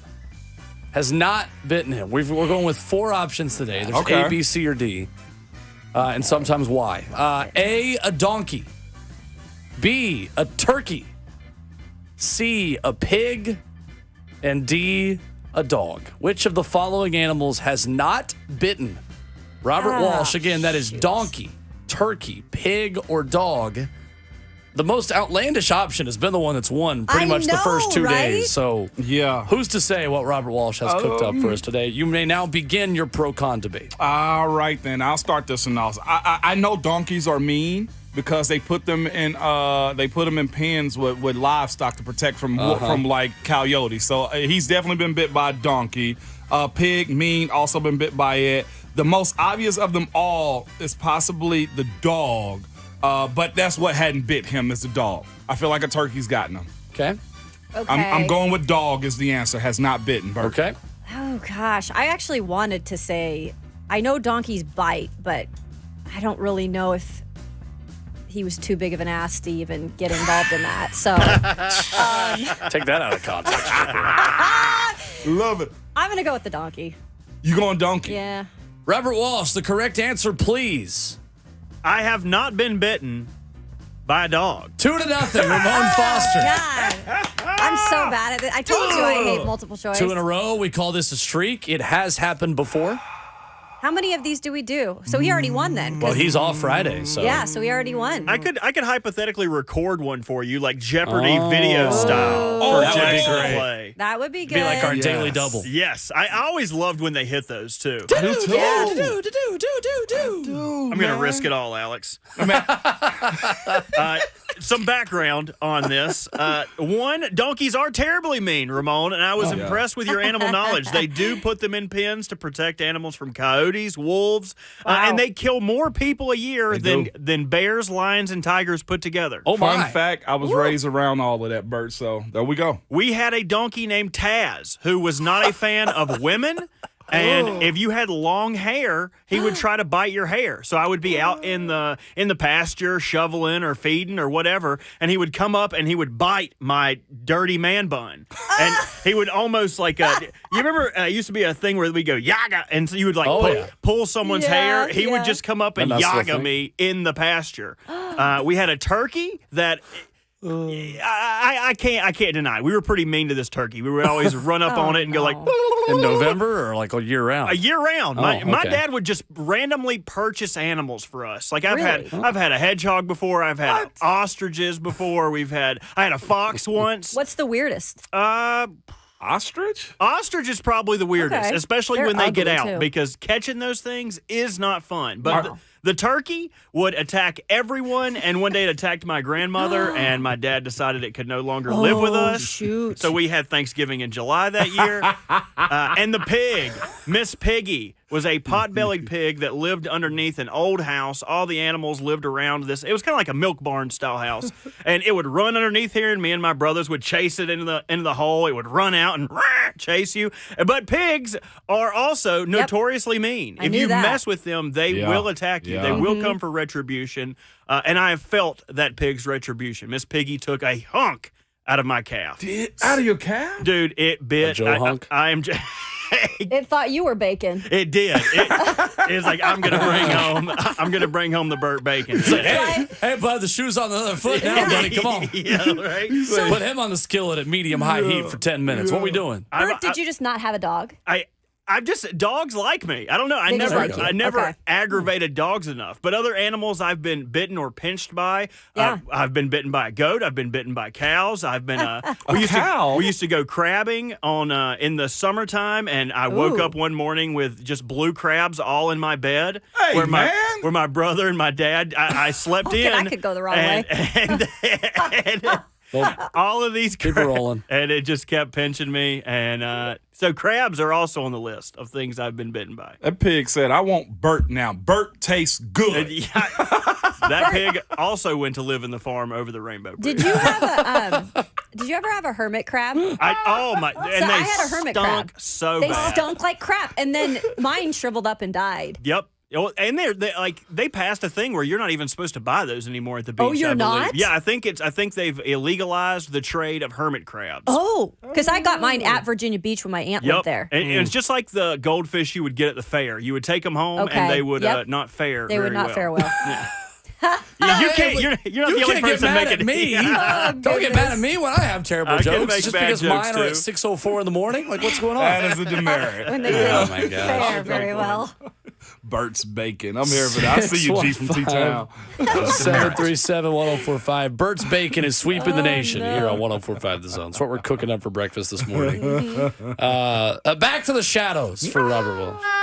There you go.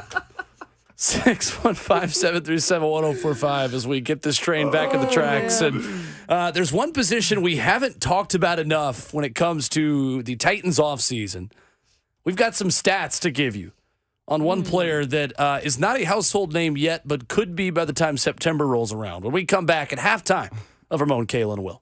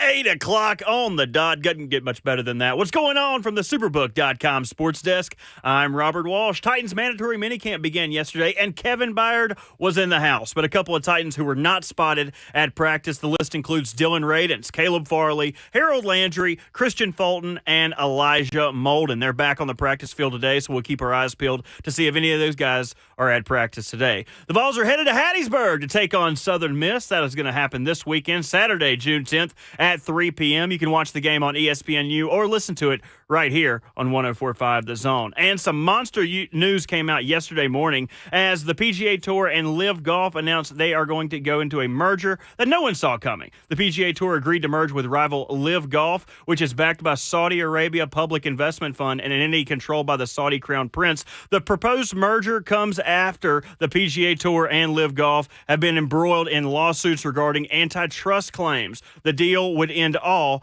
pending litigation. For your foundation repair and waterproofing needs, visit USSTN.com. Breaking news at once on your home for the Titans and the Vols. This is 104.5 The Zone.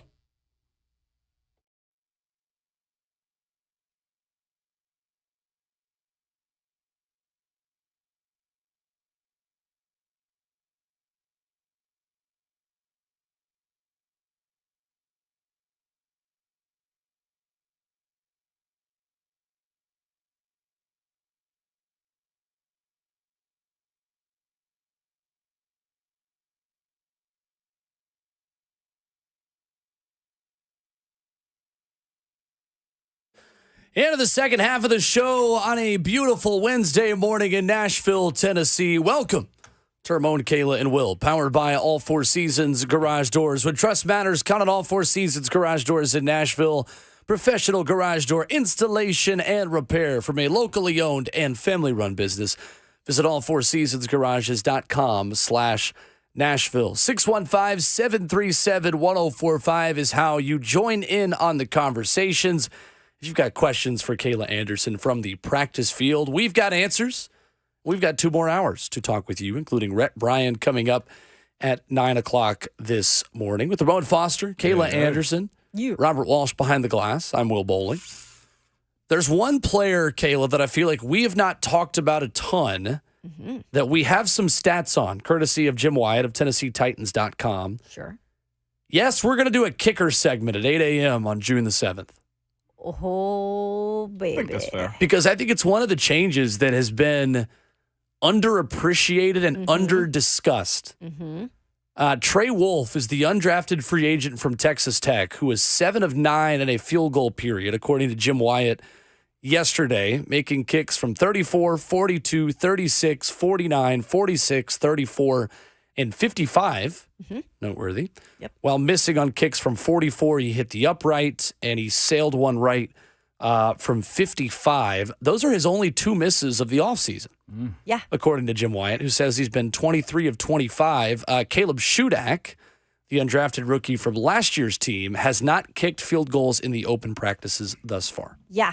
This is actually an interesting thing to note. And I love to reference Jimmy because sometimes I don't know what we can exactly say. 100%. And so that is actually great that you brought this up because Jim put it in his article. That means that we can talk about it. Exactly. And you're right. We are not able to shoot any of that, period. Right. Clearly. And I had been wondering to myself, well, what the heck is going on with Shudak? Because he's out there. Yeah. Right? And so I've been seeing the newcomer, like you said, Trey Wolff, and for the most part, he has been pretty good. And you had mentioned those 2 that he missed yesterday, because we were right there behind the goalpost, and we were like, "Oh, that's going," and it's not going in. But most of the kicks that he's had, he's looked good. But then again, I'm like, well, where's Shudak? Because I thought this was kind of a competition. Yeah. So I don't know what's going on here. Interesting. It's a great question. Maybe it's putting pressure on one guy right now just to see how he performs. Yeah. Because they know kind of what Shudak is. Yeah, probably so. This is the kind of way I look at it, too. And, Kayla, you said the miss. Was it wide misses on it, or it was just good till it wasn't wide. late? It was more so good till late. Okay, for sure. That's there good. was one that was a little bit wide. Yeah. 55. Yeah. And then he hit the upright. You're right. Hit the upright from 44. Mm-hmm. That's beautiful, though, to have those points that you can get. I know Osserman, I think is his name. No, Ackerman. not Craig Ackerman, yeah. mentioned his sweet spot being within that 40s range or whatever. So that's good that you got a guy that can hit from 55 too. Right. And you know what's also funny? The pressure is always so much on the kicker in that moment because the whole team pretty much stops doing everything. Oh, yeah. And everyone is watching the kicks. And so there's always commentary. Right. Oh, yeah. We used to have guys run in front of the kicker right before he's stepping just to mess with him or saying dumb stuff, man. Mm-hmm. But this is the one pressurized moment that the specialist kickers get. And you need to drill them as much as you possibly can because that's what the crowd's going to be doing. Mm-hmm. The background on Trey Wolff, in 2020, he started 1 for 5, which cost him the job. And then after the guy who replaced him graduated, he got the job back. It was actually really good in late game situations for Texas Tech. Texas Tech had wins over Houston, Texas, and Oklahoma all in overtime. And in those games, Trey Wolff made a 47-yarder with 3 seconds left, a 45-yarder with 21 seconds left. And he had game winners against Texas and OU in overtime and had a kick against Oklahoma of 43 yards with 3 seconds left to send that one to overtime. So he's made a fair amount of pressure-packed kicks and made 3 field goals in Texas Tech's win over Ole Miss in the Texas Bowl. So he only attempted 2 kicks of 50-plus in his career. He made both of them from 51 yards at Texas Tech. So a name to remember, and I think one that, you know what, as many late game situations as the Titans have been in and as many game-winning kicks as we've seen from Gostowski, Sloman, and from Randy Bullock over the last 3 seasons. I think it's a relevant conversation. I think you're right on, Will. It is also amazing when you're out there at practice and I always watch position groups. They're all kind of the same size for the most part. There's a little bit bigger guys, smaller guys. But with Shudak and Wolff in particular, it is like the best. It is seriously, what is that movie, Twins, with Arnold and Danny DeVito? Like the height? Golly. The height I of know what you're talking one about. to another. I think it's Twins.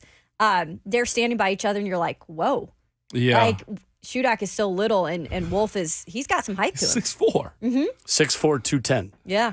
Caleb Shudak crazy. is like So it's funny watching them. Leg Not very McGee big. out here, man. Leg McGee, really? Yeah. Yeah, Leg man. McGee. Everybody's McGee. Everybody's McGee. I bet Leg out here. McGee Leg be allowed to McGee. do a first kick. I mean, don't mention first kick until we do first kick, okay? Leg McGee, I like Leg, that. that's going to be my name out here if I ever get the first kick out here. Leg You know where McGee. there's actually a first kick? Where? American football. It's called the kickoff, Ramon. So maybe you should have just Maybe you stuck could with do that. kicking Well, we're at going Ripley High School. We're meeting in the parking lot after the show. It's on site. Yeah, it's on site. Yep, me and Rand both. Me, you, Oh, wow. Rand, Okay. out here. Do I get a Yep. teammate too? I'm just going to be the referee. Choose your weapon. What you got? Oh, I don't know. Put me in, coach. Put Tag you me in, coach. See, Come on, now Bert, I'm let's out. go. Now I'm out. I don't know Now what I'm Bert's a dirty what Bert's fighter, and I know it. capable I don't know what he's capable of. I possess all the power of the animals that bit me. Like, he's the type of guy to Right. just scale the building just to jump off the roof. Like, dog, we're fighting on the ground. You don't have to jump off the roof, Bert. Bert brought a trident. I was. I'm glad that's the line you bought it picked for- out of that. Bought it from my Mariners there. Bert, I was gonna say the Gen Z guys have to stick together, but you're technically not Gen Z, are you? Technically not. I think I'm right on the Yeah. precipice of that. But I mean, I don't believe in any of that. I don't believe in what is it? The girls always ask you your sign. I don't believe in horticulture. Zodiac. I don't. Zodiac. Zodiacs. The I don't, symbol. Yeah, I don't know. believe in any Astrology. of that. Gen Astrology. Z, none of it. You can't put me in a box. So what are you, millennial? Technically? You can't put me in a box. I'm Gen Bert. Z Technically, is I am Gen Bert. Z is 95 to 2012 birth year. Bert's even a baby boomer. So between 81 and 96, you're a millennial. Okay, so I am a millennial. And I'm one of the youngest Gen Z people. Oh wait, so me and Ramon are in the Aging same myself group. a little bit. Oh yeah, you're Okay, so then I'll tag him What with am I? Ramon. You're a millennial. I know. Yeah, Yeah, you're y'all are millennial. all in the same group. Yeah. Yeah, we're all millennials. I'm different. I'm the problem. It's me. Save that. Oh, it's already been saved. I've said that Save before. it again. It's better this time. Will's a baby You don't get to boomer. make demands. Sing the I 2 just Chainz did. song, the I'm Different song. Sing that. I'll See, clip please do. I'm different. Yeah, Pulled up to I'm the scene with my different. ceiling missing. Pull up, put up. I need it in spoken word from Will. See, I remember, Kayla, the first time I think Ramon was like, you know what, this guy's not that bad, was when you were probably playing some Drake song in a break. Because you went through a phase where you would just like play music on your phone. And like still in breaks, would. just like out loud. Yep. And I was like rapping along with like some song. And you were like, wait, what? What? You're like, this kid's from what county? Will Cole out here? Will's rapping with know him. your baby ears could hear that type of music. You know. I call it baby ears. You had no Surprised reaction. after I those, thought I was please. going to get a reaction out of you with that one. No, I reaction. don't see any scenario of that. Well, guess what? Guess what? Guess what? Guess what, Will? What? Why you got to fight with me a cheesecake? You know, I love to go. I love it when we love to go there. when we start quoting Drake on this radio show, non-ironically, there's tens of people around the world who actually know what we're talking about. Truth. Deep tracks only. 615-737-1045. We go back to the phones where Mark is in the borough. Up next with us this morning. Hey, Mark. Hey guys, got a two-part question. So I spotted Kevin Byard one day at Chuck E. Cheese. He was with his kids and his wife, and he was just looking around, just like, man, I hope nobody sees me in here. But I spotted him, man, and I was watching him the whole time, and it kind of made me wonder, what if? And Ramon, this question is for you. What if a player is going through some relationship issues at home? How does that play out in mini camps and training camps and the coaches giving them time off and to work through those things, but the media won't hear about it?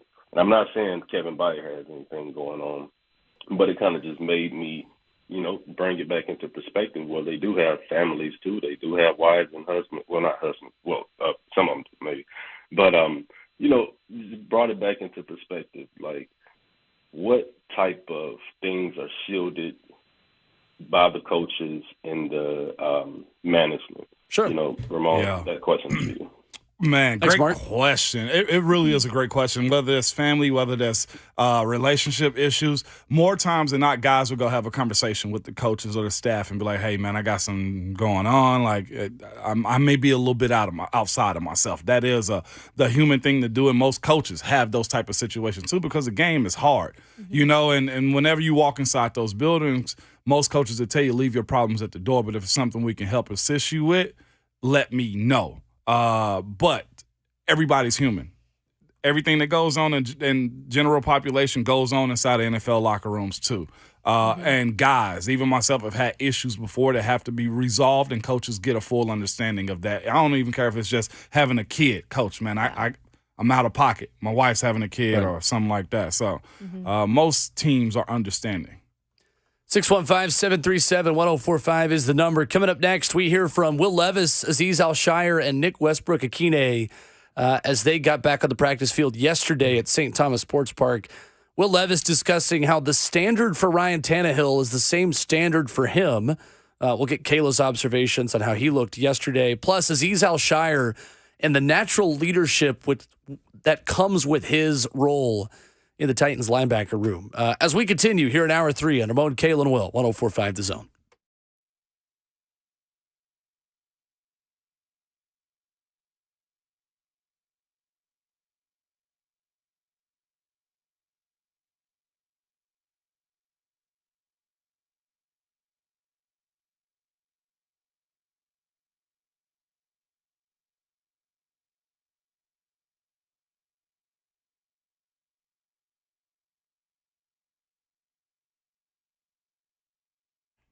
It's Ramon and Kayla for Window Nation. Y'all know this, man. It's coming. It's here. the humidity, the heat, the high energy bills forcing you to turn that AC into overdrive. Well, it's time to beat the heat with Window Nation Summer Sale, where you can save thousands today with no money down, no payment, and no interest for 2 full years. Plus, Window Nation will give you 2 free windows with every 2 you buy, so you can protect and increase the value of your home by calling 866-90Nation or going online to windownation.com. Summer is the time for saving, and while, it might not be the craziest thing, the most fun thing, guess what? It's going to give you money back long term. Save up to 30% on your energy bills because y'all know you're cranking up the AC here in Middle Tennessee when it comes to the summers. Now, Window Nation has installed over 2 million windows with 96 perfection, making them one of the top window companies in the country. The average installer actually has 16 years of experience, so you know you're going to get that when they're installing your windows. With over 20,000 windows installed, over 10,000 online positive reviews, over 1,500 custom vinyl window combinations available, and every installer has over 16 years of experience, like I said, always giving you the best treatment. Call 866-90Nation, windownation.com. Check that out. And again, 0 for 2 years, 0% interest, no money down, no payments, and no interest for 2 years. Call them.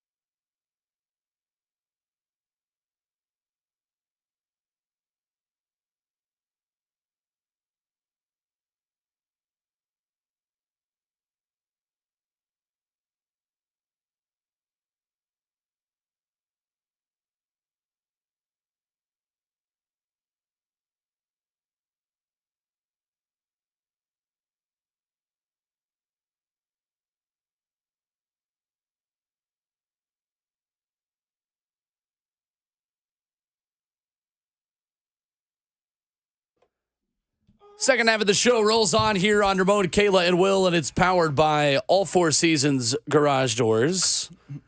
If you've got a question for us on a Titans practice yesterday, you can join us right now at 615-737-1045. Questions to be answered with our guy Rhett Bryan of Titans Radio as well, coming up at 9 o'clock. Kayla, we've been through some of your observations from the practice field yesterday.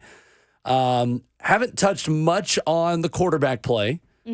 Between Will Levis, Malik Willis, and, of course, Ryan Tannehill as well. What stuck out about the play of those three yesterday? Yeah, I think with Ryan Tannehill, it wasn't probably his best day. Oh, yeah. And it was funny that we say that because we did kind of say, how important is minicamp seeing Ryan Tannehill, kind of show his stuff there? Yep. And then it seemed to be his probably worst day I have witnessed. Again, we have not been out at every practice. We are going to be at 3 of them this week with 1 down. But yeah, I would say it wasn't maybe his best. But then again, guys, I'm going to put that more seriously on the defense because they stepped it up yesterday. And maybe that was that Kevin Byard boost, right? Having him out there. But the defense definitely won the day, in my opinion, yesterday. So with all the quarterbacks, maybe not their best day. But I think Malik, who's still taking reps with the twos, I think Malik is progressing, guys. I really do. I think I'm seeing more out of him in terms of just like going through his progressions, like I had mentioned before. Maybe while it is always his intent to run first, and that's going to be something that's really, really hard for him because that's naturally what he's always done. And when you look at him in the offense that was built around him at Liberty, it's hard to get away from that when that was like a trigger, right? It's like the first thing you do.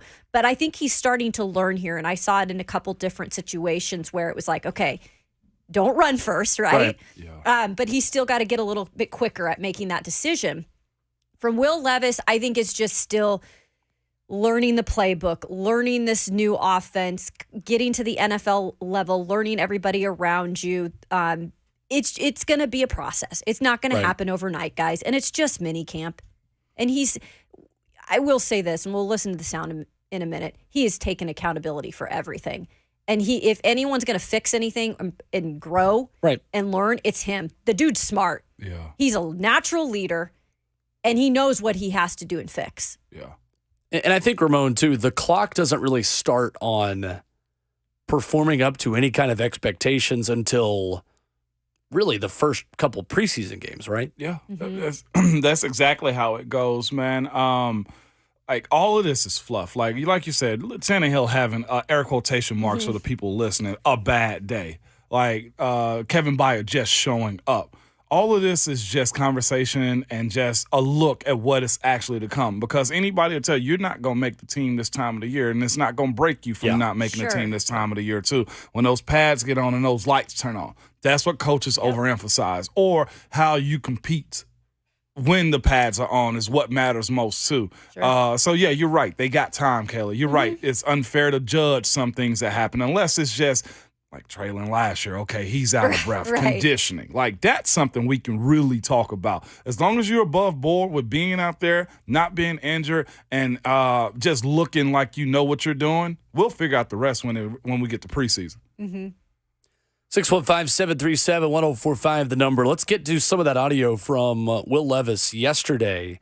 And speaking of that accountability he's started to take for his days at practice, this was him yesterday on the standard being the same for him as it is for Ryan. It has to be very high. And, talking to Coach London last week, talking about like how I felt like I've been doing it everything. Like, it's a lot on our plate, and it would be a disservice for me for it not to be. If you get babied into this stuff, like, you're not going to get ready in this as much as a timely fashion. So the standard for Ryan's the same standard for me, is the same standard for Malik, and I think that's the only way you can really treat this process for the development of a young quarterback. I loved his answer. A+ there. It was.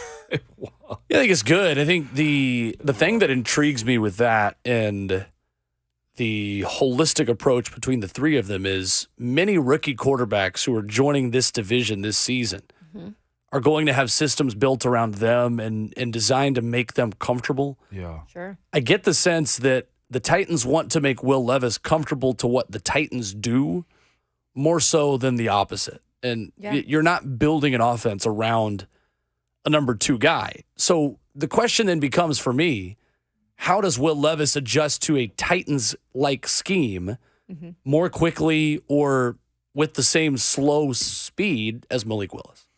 Emulating everything that they're asking Ryan Tannehill to do for right now. Exactly. Because for a guy like Levis, they're not, as you said, formulating this plan for your style of play. Yeah. They're formulating it for Ryan. Your best bet is the throws that he make throws. The movements that he make throws. His cadence in the huddle, as much as you possibly can. Keep it the same. One thing that I always had a problem with backup quarterbacks was this. You come into the huddle and you're quiet, trips right, zig. Like, no. If Tannehill comes in, get on the knee, you get on the knee exactly like him and speak up to the group. The cadence, emulate it as much as you possibly can. Even if it don't sound the same, make it as close as possible to what Ryan Tannehill does, because the majority of the things they're planning for right now revolves around 17. And everything needs to be seamless. You get in there and it's your job. Oh, now we'll add your flair to it. You got a 5-game stretch of games that we know you're about to start in. Then we'll start doing what Will Levis does well, or what Malik Willis does well. Until then, your best bet is to be a shadow of Ryan Tannehill. I also wonder, on the note of Malik too, with kind of the new verbiage, maybe that's possibly helped, because we know it's been a different type of. We were hearing 2 sentences, and for everybody looks at that playbook different and interprets it different. I know if I were to have 2 sentences, like, nah, that's not for me. Like, you give me one word or something, like, okay, I'm going to pick it up a little bit quicker. I'm going to be able to, put that then on the field quicker. I feel like Malik is now having to revert to this new lingo, but maybe that's better for him, with what he's able to pick up now. And now Will is just having to start new, right? Because he's coming from the college level to the pros. But you know what I also think is a big help for any of those quarterbacks, especially the young ones? What's that? Charles London, just having Charles London's presence. I've heard such good things about the development part of him as a coach and how he's developing players, and he takes the time to sit down, and it's amazing what teachers can do as coaches sometimes. How big of a staff? The Titans Their got one of the huge. Okay, and that's why I was going to ask you next, Kayla. You're there, you see them. The involvement of these extra bodies, these extra coaches, these staff members, like you said, like a Charles London. You're seeing that benefit of like side work and hey, let's just go. Tim Kelly's coaching up Tannehill. The idea that Charles London's over to the side, hey, watch this play. We're seeing those types of things. Absolutely, and that's not even in the meeting rooms. Okay. I mean, that's not even saying what's going on behind the scenes. But, yeah, I mean, even a amazing woman like Lori Locust that we haven't been able to talk to yet. I'm looking forward to doing that with the linebackers, the outside linebackers. I think that'll be – because it's Ryan Crow and her. Yes. So you're seeing both them work. It's going to be able – to probably take everything, make it more detailed, right? Yes. You're going to be able to have the time to do that with that. So, other things that were interesting yesterday on the same topic of the offense, Nick Westbrook-Akine talking about Malik Willis and his continued improvement. For all the talk about Tannehill and Levis, an interesting storyline to follow. Here was NWI coming off the practice field yesterday. Leading the offense has been great. Just really understanding what to do, being able to make the checks, command the offense, the operation. That's probably one big area, and then I feel like that lets him play a little more confidently too. So here's the thing on that, Kayla, is we talked about this some last year through training camp, that in order to properly evaluate the wide receivers trying to make the roster, you got to throw the football in preseason games. Yeah. Like, the Titans are almost doing some of their fringe wide receiver roster guys a disservice by not having a quarterback in preseason who's running the same system as Ryan Tannehill. I think that, as much of anything, is the frustration for Mike Vrabel and Rand Carthon with Malik Willis is, in order for us to know what we have on offense, you got to throw the football. Sure. So hearing that the operation might be improving for Malik, it needs to be similar. I don't think Malik Willis is going to be on this roster when it's cut at the end of training camp. I do, however, believe that they need him to at least play the quarterback position to learn what else they have on offense in some of these games and practices. You say you don't think he's going to make the final 53. I don't. Ooh. I'll take that bet. Really? Yeah, I'll take that. You think he does make it? I think he makes the final 53. So you think there's 3 quarterbacks? On active roster this year? Yeah, especially with the exemption. Yeah, I'll take that bet this year. And I think it wasn't enough for you to cancel him as far as like not making the team. I don't think he had enough, and I think everybody knew that. Those I give him rookie grace last year, even in the game, the Dallas game. Right. So that's why I almost think we'll get a second opportunity. Although there is no attachment because Rand didn't draft him. Vrabel did have his transgressions with how he viewed what they asked him to do last year. Todd Downing not being in-house right now either. And everybody has almost kind of said Malik has looked better.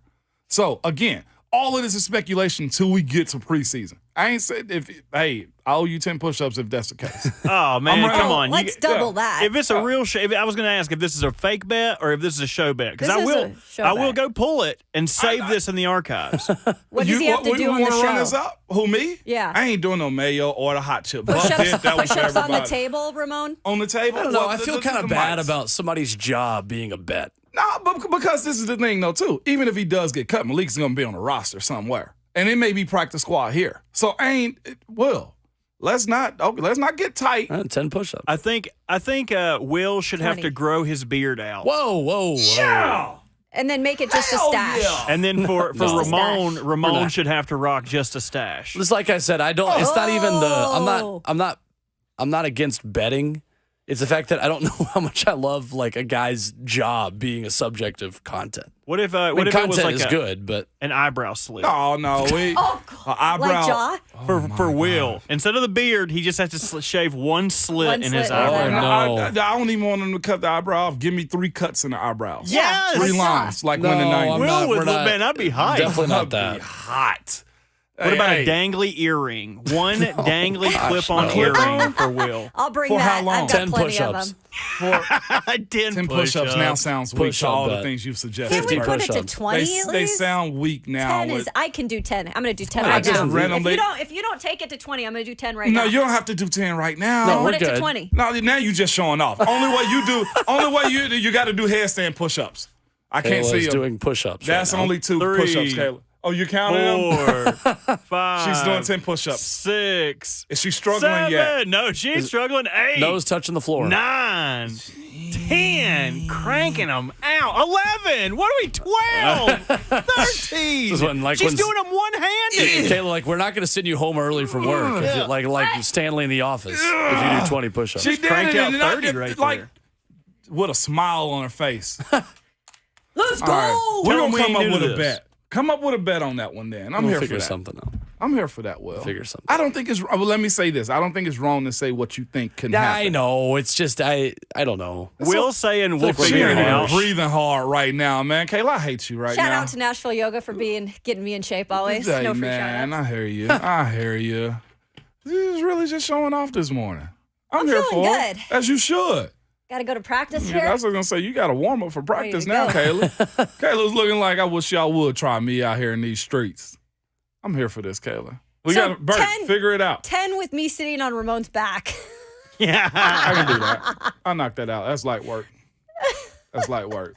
You're featherweight, Kayla. I got that. We're Okay. light work right there. Okay. I mean, I'm not against making show bets. I feel like we can do better than this one. Yeah, we can figure it out.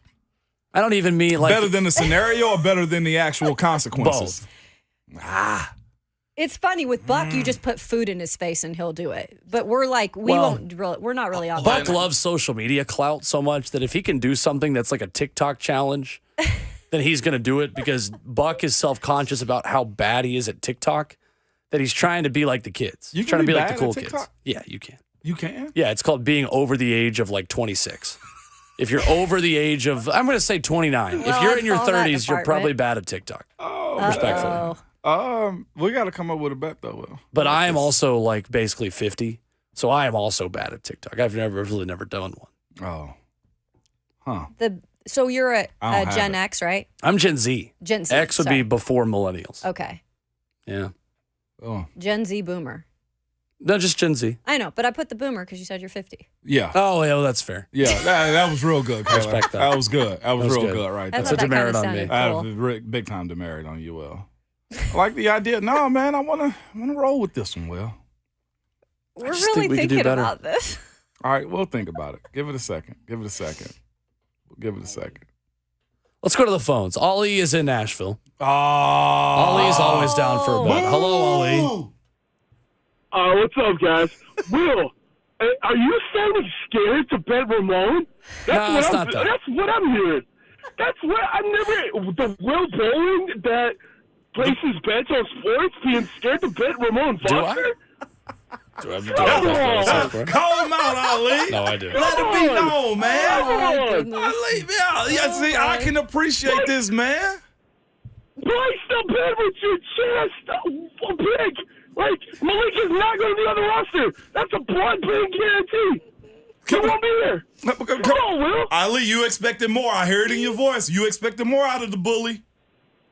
We'll figure something. Come on, Will. Go ahead and put 50 push-ups on the line. Will, you got this. I'll do 50 push-ups on the 50 line. push. Perfect. Good. Ali, I appreciate that pressure, man. Nothing like peer pressure. Thank you, Ollie. Appreciate it. Nothing like peer pressure. You don't want to do 50 push-ups? Ooh, I got 50. All right, let's go. Come on. This is what we That's doing. the bet. That's the bet. Okay. Right. 50? 50 push-ups on Zone TV. 50 Sold. push-ups on Zone TV. So, Caleb, Do it. locking it in, Bert? An air handshake On, that Malik Willis does or doesn't make the roster. 6/7/23 There we go. at 8:39:25. Start training now. Start training now? I'm here for that. 50's not too bad. 50 ain't bad Some at of us all. don't have to train. There was a poll done and most. Okay, I ain't got to train for that. That's light work right there, Kayla. There was a poll done and most men these days can't do more than 10 push-ups. Oh, That's really? not. No. Now pull-ups, that's a whole Surely. other story. Pull-ups y'all. are tougher. That's a different I story. don't remember what my pull-up max is now. Push-ups. We should get a pull-up bar in here. And during breaks, we could just work on it. Pull-ups ain't never been my thing. Kayla. I hate Well, mine pull-up. either. It's That's my what I'm least saying. favorite thing to I do. can get you We could get a stronger. solid. I can 3 solid, Kayla. Me too. Great. I hate them. Yeah, and then I got to get the band assist out. I'm Me in double. too. I'm in Okay. double digits. You in double-digit pull-ups? You'd beat think we're us. right that's at for 10. sure. Off. How about you, Bert? Bert, How many can you do pull-ups you got? pull-ups? I have trouble pulling myself up out of bed. I don't even know if I can You have trouble pulling your pants. pulling my pants up. I'm telling you, I pulling anything up. It's hard for me to pull up at the function. I can't even. Socks with no The Crocs? pizza I mean, Crocs with no delivery socks. person Crocs with no realized that. socks, baby. Buck is just trying to pull up on time True. for his radio show. Very true. Hey now, 615-737-1045. Coming up, in a world of super leagues, I never expected there would be a high school super league. I don't like this at all. Details next on 1045 The Zone.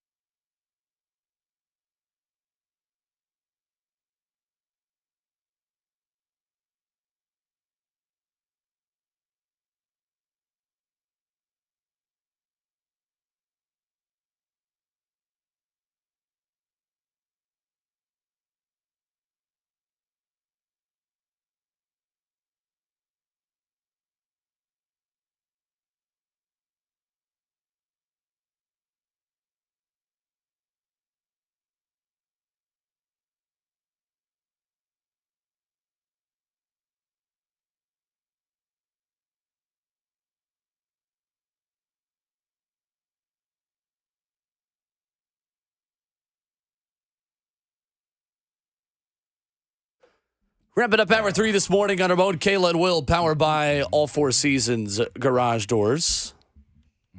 Ramon Foster and Kayla Anderson, I'm Will Bowling, and there is a development in high school football that I don't love that, Kayla, I have a feeling Ramon is going to not love more than me. Oh. Brian Woods, who stepped down as the USFL's president at the end of last year, is starting a prep high school super league, which will begin in 2024 as a 6-week season. And Ramon is already shaking his head. Boy. League officials intend to have a season running from April 19th through May 24th with teams across the country. Atlanta, Cleveland, Dallas, Houston, New Jersey, among these at Nashville not represented. And the league is aiming to supplement recruiting camps and 7-on-7 programs that they would rather say, let's play 11-on-11 football and pay these guys with NIL. Ramon Foster, your thoughts? I'm going to say all this before I know more and what its plans are, because I don't want to overreact. I'm going to just react to what you told me right now. I may have a different conversation later, so I'm going to just I thought that was Rand talking. I've got more. Sorry. Well, I've got more info if you have any follow-up questions. No, I just, you're right. On site, Kayla, for whoever's doing Do you this. need more info before I go to you? Let me go here first. Okay. I look at this as just major exploitation of kids and their parents. To pay these kids now for springtime football when they got fall football coming up. Is this tackle? Yes, 11-on-11 tackle football. This is dumb as bleep, okay? Yeah. It is. They have spring practice with their schools. They also have recruiting these days also in the spring times. Football isn't a year-round sport to where you can play it all the time. This is preying on parents, kids, the hope that your kid is going to be one of them. And it's, as far as I know right now, this is a bit too much.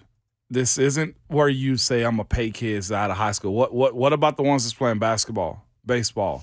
What about the ones that need more training? Football is a beat you down type of sport. Or just want to be high school kids in the summer. Or just want to be high school kids. 6 weeks for what? What's the pay? Right. What's the actual pay that they can't get on social media? Right. Already.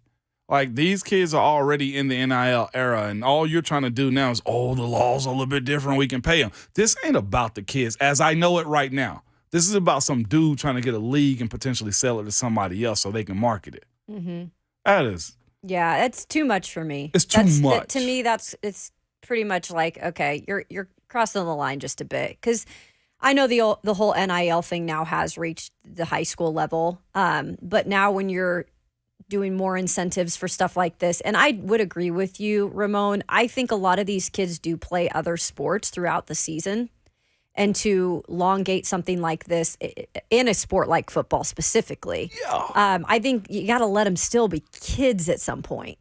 Because there's so much other stuff out there incentive-wise, to help these kids get to the next level. And it is. And they still have the recruiting services and all that. I just think that this is like, what's too much? So what's your insurance if one of them tears an ACL? Great question. What if this kid? Oh man, don't get me started. Well, go ahead, my brother. Woods, you have kids, so creator of the league says that there would be a player development fee to participate in the league. He compared it to the money that families of prospects in other sports pay for travel programs such as AAU basketball, and said it could help fund the league. So essentially, you have a guy that is saying, "Pay me to play in this league I want to start." But then we will pay you once we get it started. That sounds like a pyramid scheme kind of situation. For the ones that got kids that are very good at sports, this ain't for you. This is for the people who are trying to get their kids scholarship in the spring of their senior year. Right. And they're preying on those folks. This isn't, I don't know. They're trying to basically create summer league AAU basketball. Right. For 11-on-11 football. And I think the complaint is legit. The one reason behind it of, hey, 7-on-7 camps are starting to hurt football, I don't totally disagree with that. In what fashion? Because I think 7-on-7 is almost its own sport. It is. How much does some of that really translate to playing football? For skilled guys, I think a good bit. I'm not saying it's hurting the game as a whole. I think sometimes we overvalue 7-on-7 in off seasons. I can roll with that. That's but fair. It gives you a template of what it could look like. Sure. But I'm with you on it. A kid can go out. Yes, I'm with you. Let's go to Rick in Hendersonville real quick before we get out of here and get to Rhett Bryan on the other side. What's up, Rick? What's up, Rick? Hey, guys. Ramon, Yes. question for you. I live in Hendersonville, and I'm curious about the NIL deals. I know you're not interested in your boys obtaining NIL deals. What I am curious about is if Hendersonville wanted your boys to not go to Beach and come to Hendersonville and pay them, are the district requirements still intact?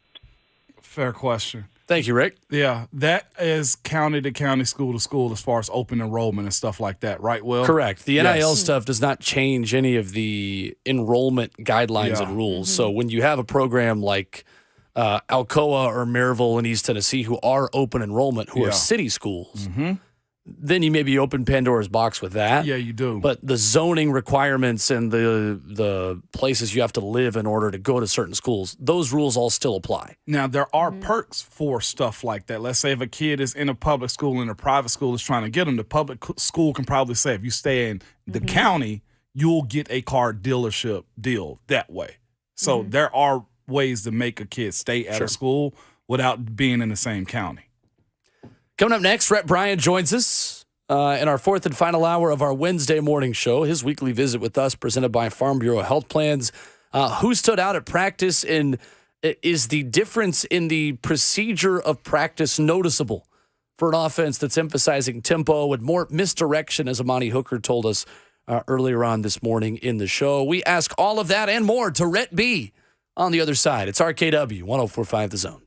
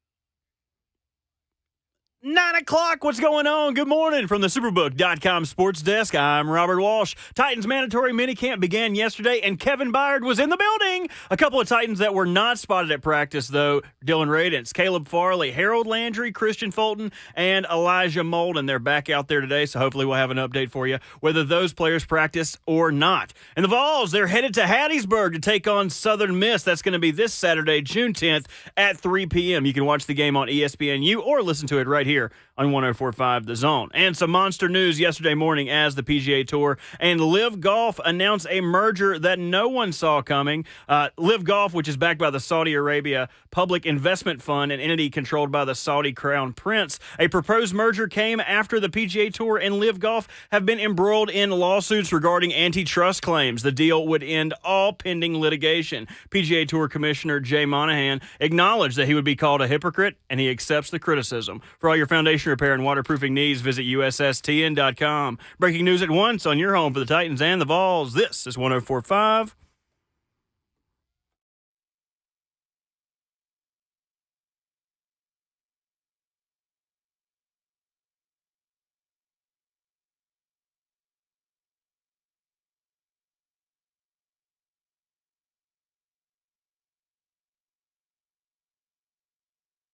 The Zone.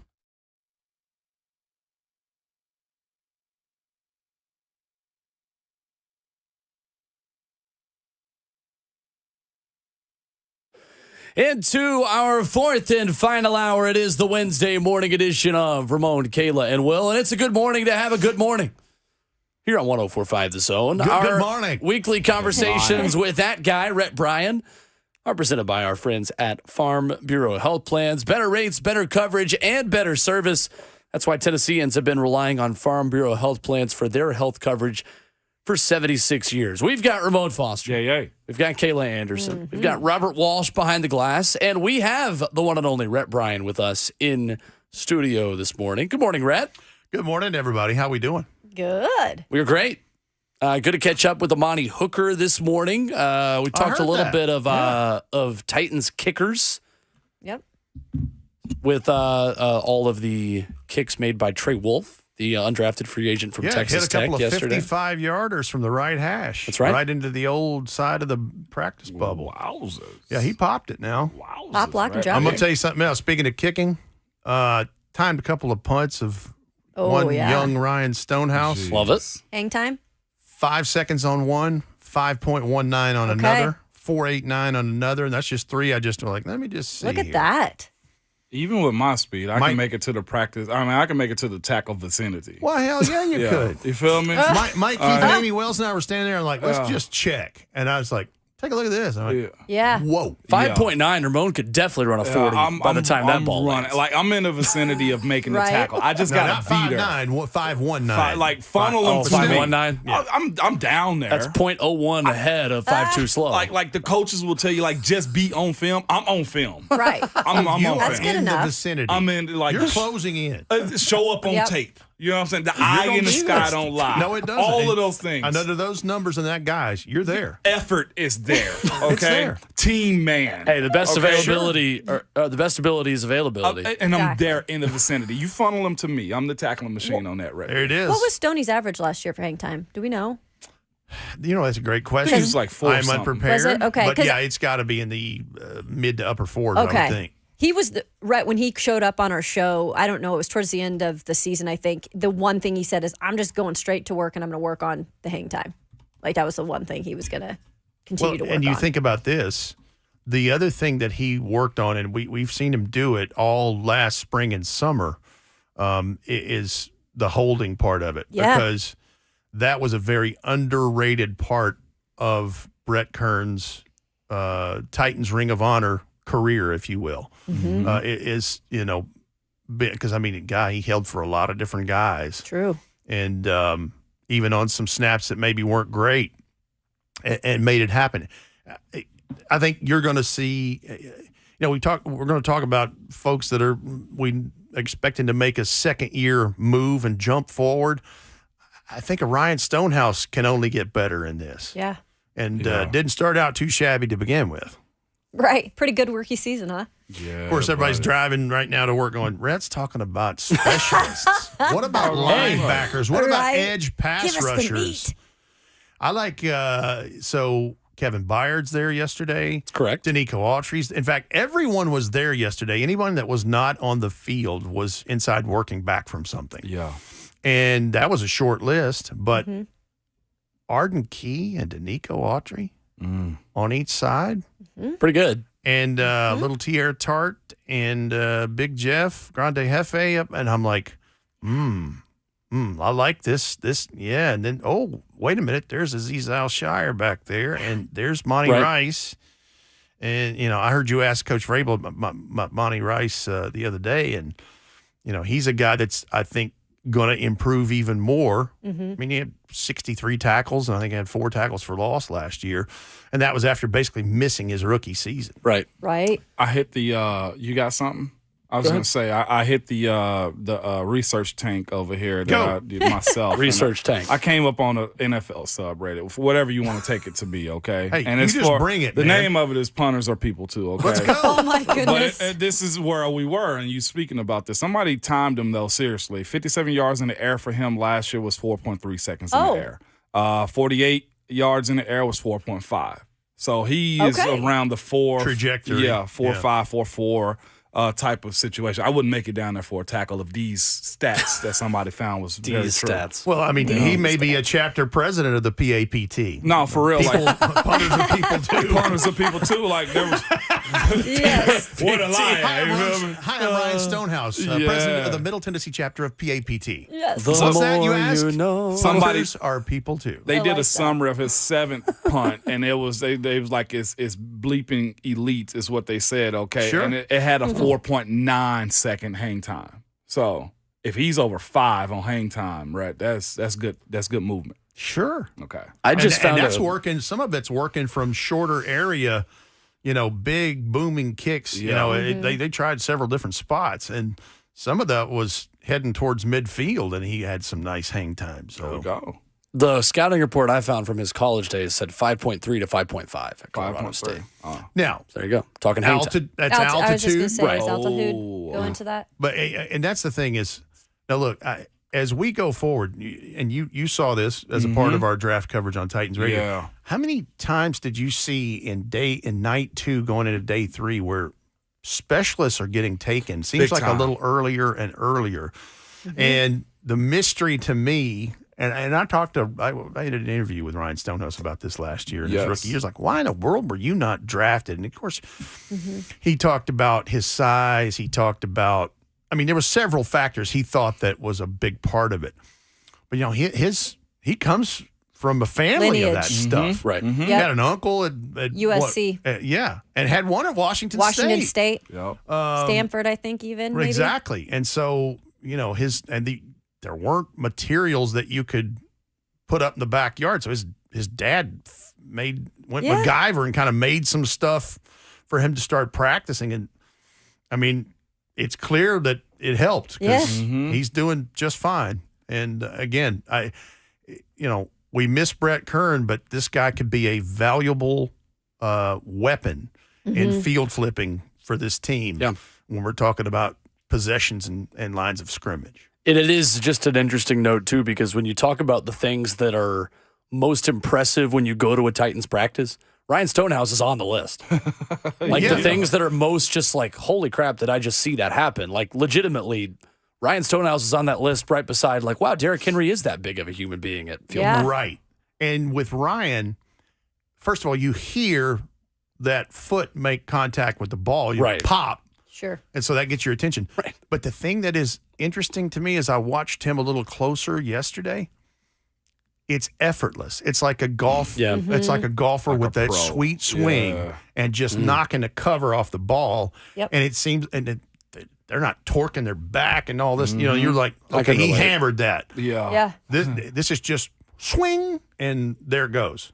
Like a rocket shot, and it's effortless. You're privy to a lot of this type of stuff, though, and I think that's where the fascination comes into play. Like being close to the field, Kayla, you've been close to. Like to hear those sounds is way different than what you experience on TV. That thud of that doggone football off their foot, it sounds violent, man.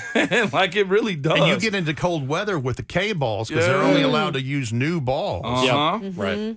It's even louder. Yeah. That's so we've floated some ideas for the off season for these next couple months of doing, like we did the Christmas song draft, of course, back in December for the listeners that were with us then, of doing drafts of things. We should draft the best sounds in sports. Oh, that'd be funny. Because I think, honestly, a really good kicker, that's up there with like one of the best aesthetic sounds in football. Yeah. It's not golf as violent. swing, Golf swing. hitting the driver. A home run, I think, is number one. Yep. Sound of a bat The hitting crack the of ball the bat, on a home hitting run. the sweet spot. You know one of the worst? What? Hello? Oh, I love Tennis. that, Kayla. Serena Williams. And now we have Kayla Anderson reenacting sounds from Roland Garros. Listen, there's Serena with a volley across. It's not the French Open, it's Kayla Anderson, not Maria Sharapova. I love that sound. Many have called Kayla I get anxiety a the little. Maria Sharapova of the Pacific Northwest. Yeah. And man, the guttural sound. I'm like, what are we doing? Big and deep. I mean, heels dug in and driving for. Are you okay? Did something happen? No, you are 100% Yeah, that's correct. not really. That's not really attractive. That's not a sweet sound. I was wondering where you were going with that, and then I was like, "Oh, that's tennis."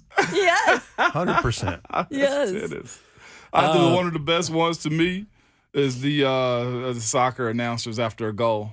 Anytime. Go! What was it? The Cantor guys. Andres Cantor, I think is his name. What'd you say, Jim Cantori? That's weather. Oh, I'm sorry. Andres Cantor from Telemundo. Telemundo. 60-year-old Argentinian broadcaster. I think his longest call on like a goal was like 47 seconds. Of course it was. Right. During the World Cup last year. There was like genuinely. 87 O's, 37 A's, and about 12 L's to make the Right? rest of goal. That's kind of impressive Sounds how long they Trying can to keep see. that. Yeah, like going. 43 seconds. There you go. They are Andres using, Cantor, 43 seconds. They must be using Kenny G's old circular breathing method to play that sweet saxophone. Or Milli Vanilli's.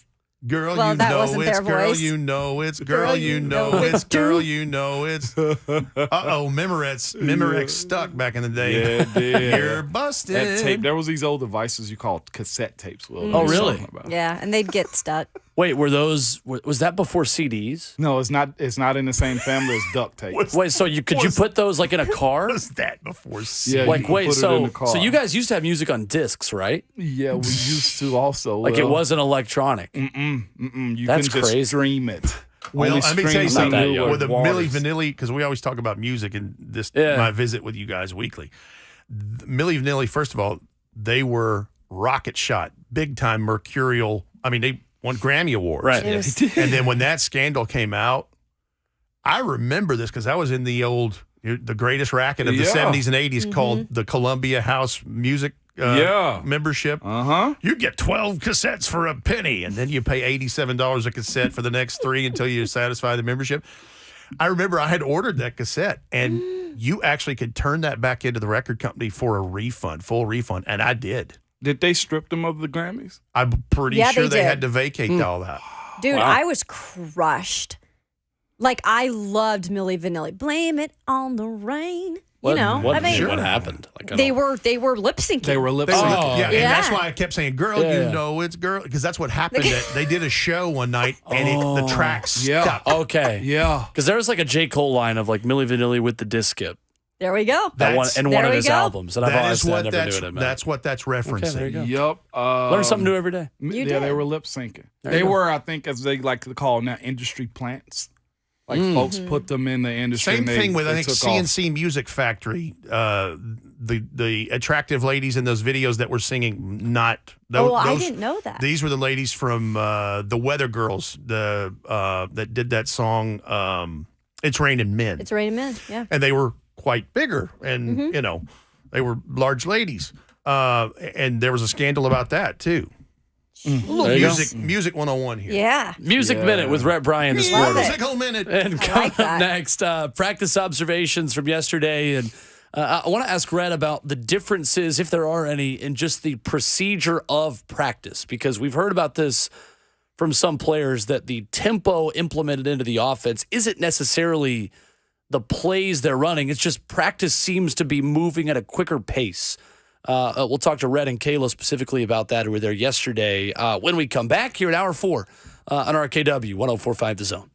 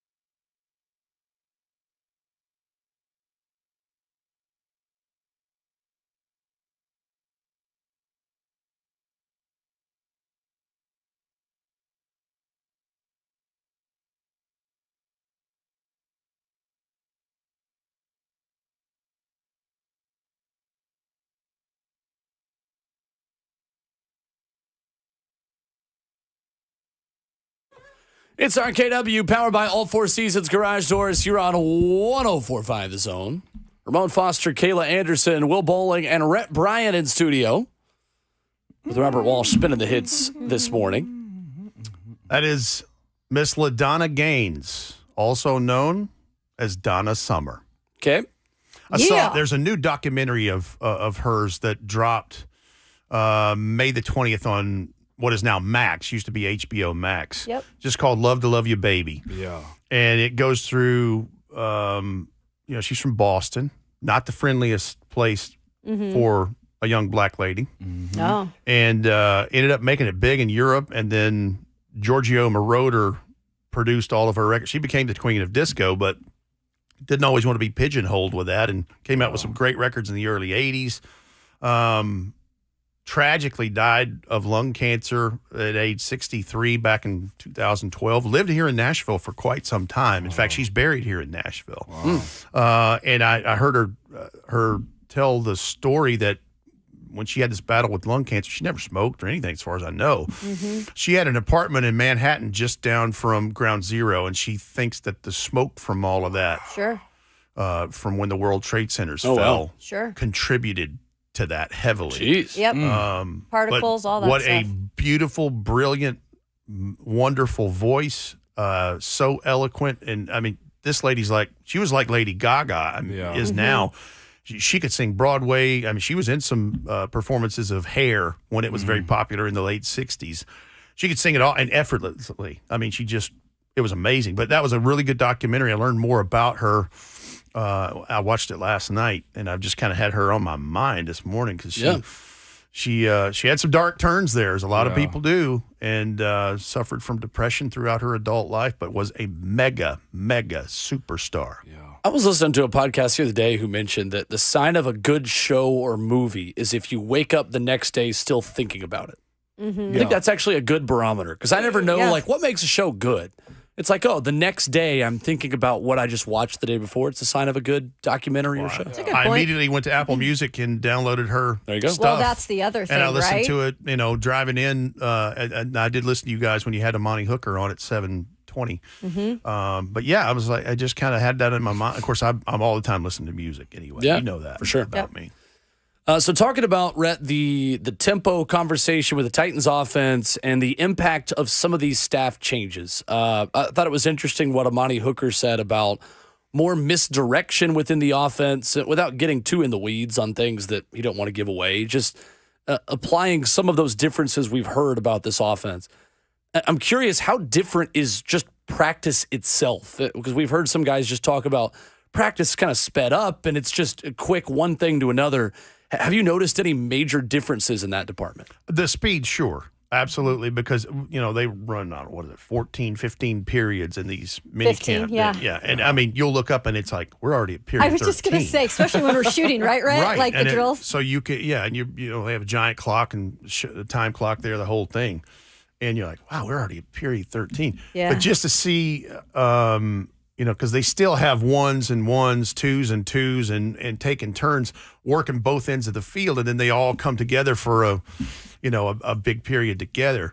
But yeah, the speed certainly of everything is pretty quick. And look, it's no surprise Mike Vrabel's so good at utilizing everybody everywhere at multiple. I mean, you go to training camp practice, like Coach Max says, it's county fair, man. It's just, you can go to another station, and there's cross training, with different position groups, with different position coaches. But, I mean, look, I'm very interested to see what Tim Kelly's mark on this is, and you're starting to get an idea about those things. It's got to be run heavy like it's always been, but there's some wrinkles in this stuff. And you go back and, I mean, again, I reference what I talked to you guys about a couple of weeks ago. You think about his time as in the Houston Texans with that same role, and I mean, he had quarterbacks throwing for over 300 yards against the Titans defense, and I ain't talking about. I mean, we're talking about A.J. McCarron. We're talking about Tyrod Taylor. Tyrod Taylor, yeah. I mean, we're not talking about Joe Montana here. Sure. Right. So, the big thing that I took away from these open availabilities, both OTAs and this, is Ryan Tannehill doesn't look like a guy ready to give up that job anytime soon. Correct. He's throwing some bullets out there Yep. now. Especially that was the hookup between him and Chig yesterday. And see, that's exactly what they need in this offense. For everybody that's worried about, wide receiver core and it doesn't have this and you didn't take one till the end of the draft, they need Chig to be a huge target in this, which I think he will be. They need Traylon to move, and I heard you guys asking Amani Hooker about that. Listen, Traylon looks like a different dude, and he's been putting the work in. Yeah. And if he makes the proper move forward in year 2, right, and then you pepper in Tajay Spears and Hassan Haskins out of the backfield, Josh Wiley that they drafted from Cincinnati, the big tight end. I mean, they've got options. And Nick Westbrook-Akine is right there just stacking days. Sure. So consistent. I mean, they have weapons that they can, that they have at his disposal in terms of Ryan Tannehill. I think the funniest thing about all this, Rhett, is that we've had discussions about the specialists. We've talked about Tajay Spears. We've talked about Will Levis. We've heard from undrafted guys. We have not on this entire show this morning said the name of the first-round draft pick. Like Peter Skronsky is already, it seems like, just because of A, the nature of the position he plays, but B, the fact that Peter Skronsky at guard is one of the biggest, it feels like, can't-miss prospects of this entire draft class at any position. Early on, I think it's easy to say that. We'll see what happens. Right. But let me say this. Out of all of the young fellas that are there, both the priority free agents, undrafteds, and the 6th draft class guys, I think there's 2 guys right now that can help this team immediately in week 1. Peter Skronsky is one of them. Tajay Spears is the other. I mean, they're legit.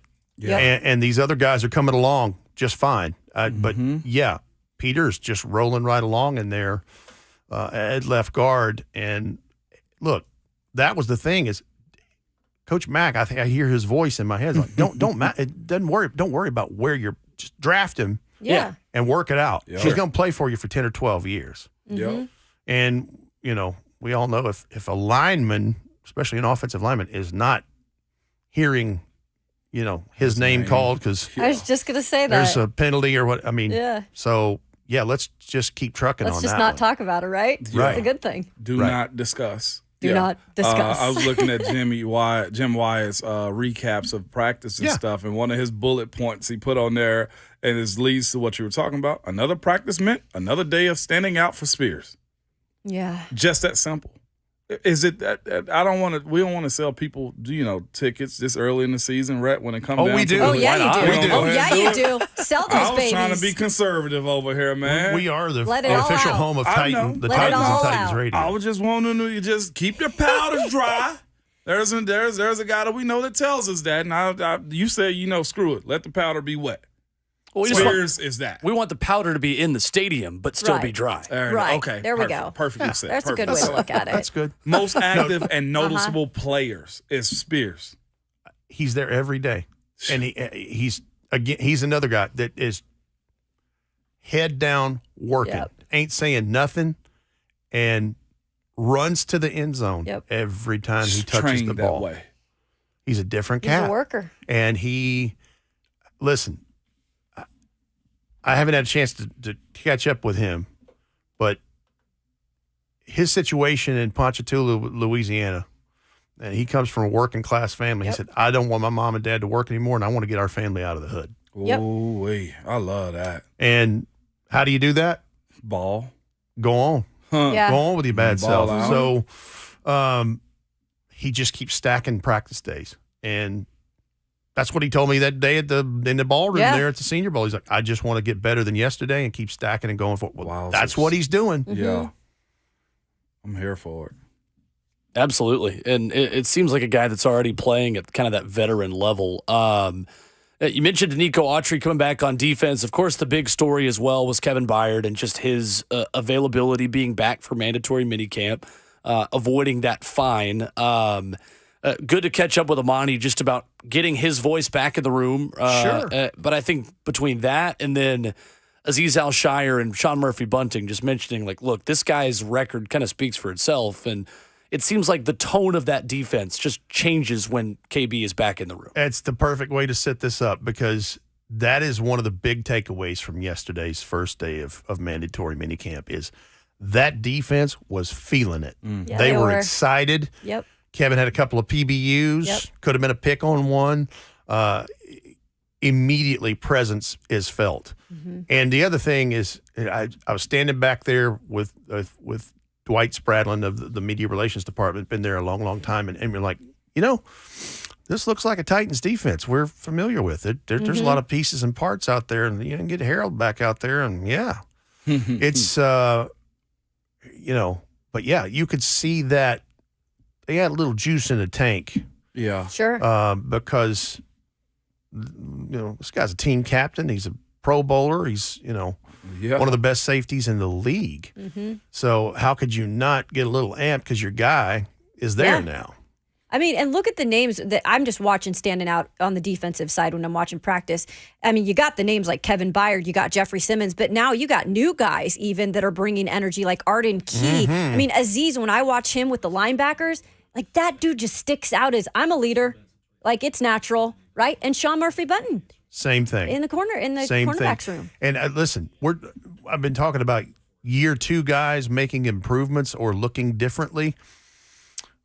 Roger McCrary. I was going to ask you about it. Going to be all right. He's going to be all right. Going to be all right. I love that kid.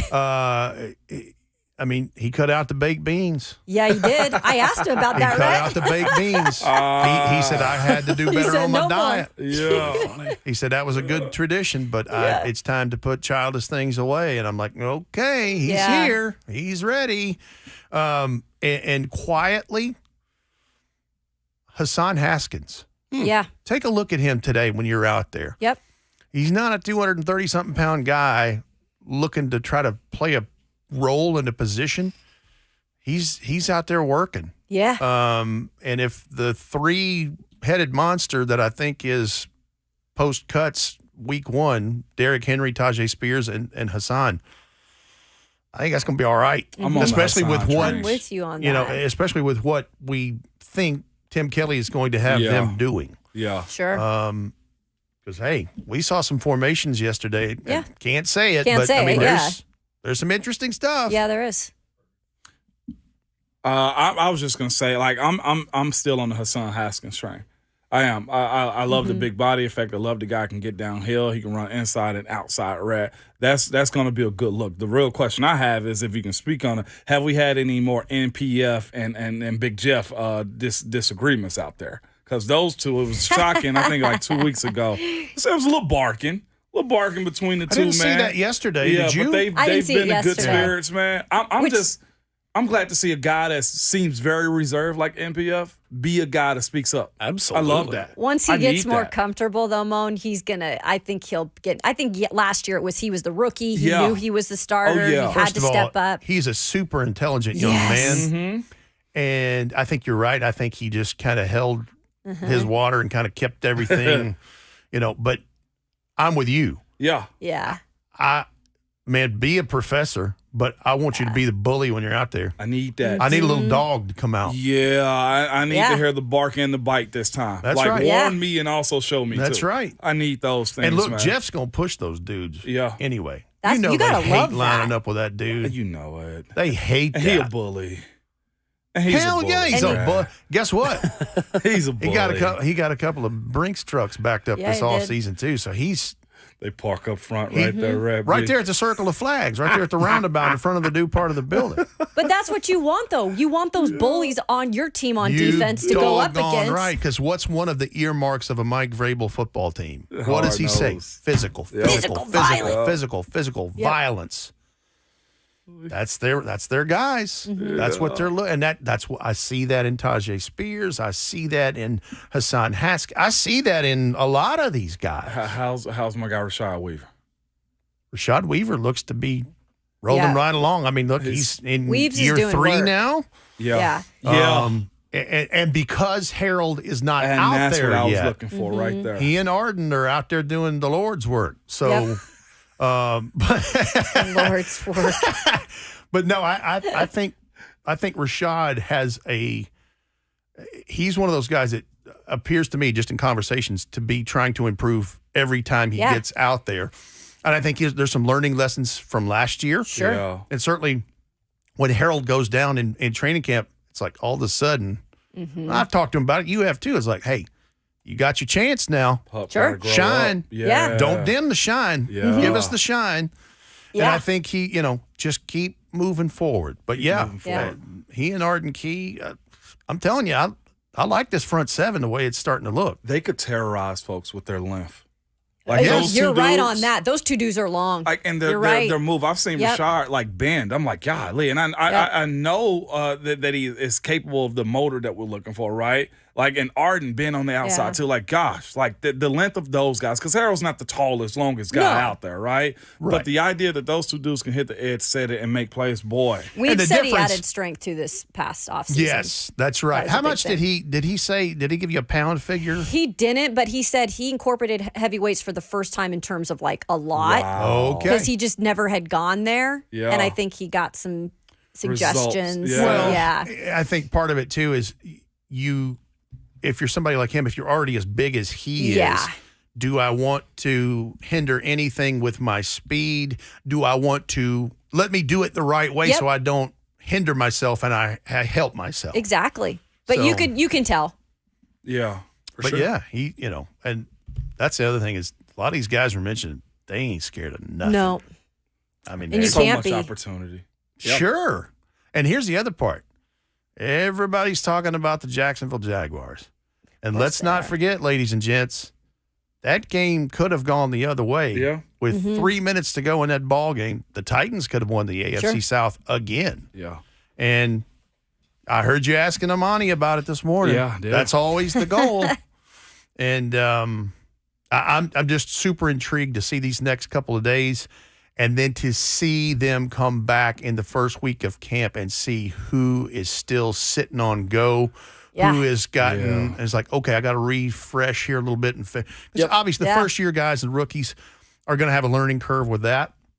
But I like what I'm seeing so far. And it's, small sample size, and we're just talking about, stuff without any pads and all that kind of thing. But signs are indicating the right direction. And you know what, real quick, that they love, and you got to love everybody who has gone up that's new this year has mentioned, man, the culture here is great.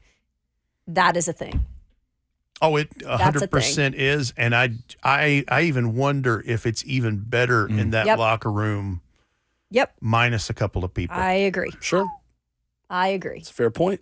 Rhett Bryan, our guest here Wednesdays at Ramon, Kayla, and Will. Rhett, thank you as always. Thanks, Rhett. Thank you all. Thanks, Kayla, Rhett. I'll see you out there. Here we go. Coming up next, we've got a former Titan who has reportedly picked up a minor injury at a new destination. Oh. And we've got Rory McIlroy talking about the Live PGA merger.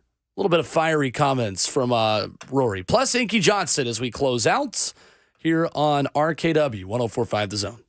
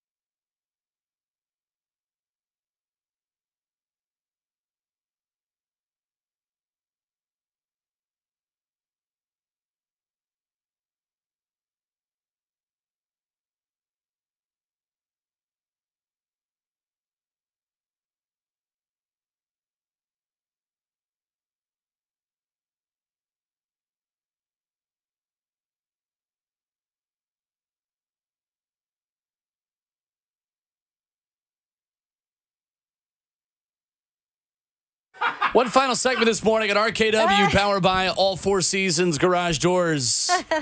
Got Inky Johnson coming up here in a couple of minutes as we will send you on your way with the Buck Rising Show up next, where they've got a big show today. Yeah, they do. Yeah, they've got Preds general manager Barry Trotz at 10:20 and Titans tight end Chig Okonkwo at 11:15. Cat daddy. Yeah, I was going to say, within the first 5 seconds of that, Buck's going to mention he has cats because it's part of his contract that he has to mention he has cats in every segment he does. Bonding. Because between he's him and Chig. the human embodiment of a cat. Anyway, love you, Buck. Chig's the cooler cat owner, though, might I say. Apparently, Buck has this new fancy litter box that he was recommended by Chig. I don't know. I'm sure you'll hear about it. Wait, Chig recommended it? Apparently.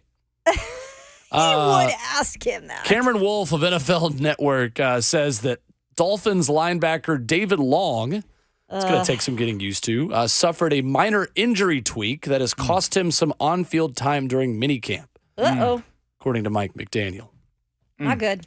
One of the two guys who were called out a little bit by Mike Vrabel last year for not always being available. So just an interesting note there. Rory McIlroy commented about the LIV PGA merger. Rory, the face of guys who stayed and didn't go. Rory, the one who you would imagine is the angriest about the merger. Here's Rory a couple minutes ago. I got a text message on Monday night, I guess, from Jimmy Dunn saying, hey, can I give you a call in the morning? So I said, sure. Jimmy rang me at about 6:30 yesterday morning. We had a chat. Took me through the news, took me through the deal, the structure of the deal, what it meant for us, what it meant for the DP World Tour. So yeah, I learned about it pretty much at the same time everyone else did. And yeah, it was a surprise. I knew there had been discussions going on in the background. I knew that lines of communication had been opened up. I obviously didn't expect it to happen as quickly as it did. But I really think that, from what I gathered, the tour felt they were in a real position of strength coming off the back of the DP World winning their legal case in London. It sort of weakened the other side's position, and they went in there, and the way Jimmy described it, Rory, sometimes you got too itty over water and you just got to go for it. Interesting. So there's Rory McIlroy. He's a professional, as good as it comes, and so I'm sure there's some feelings that he's not going to express fully. Yeah. But that's about as best as you could put it, I guess.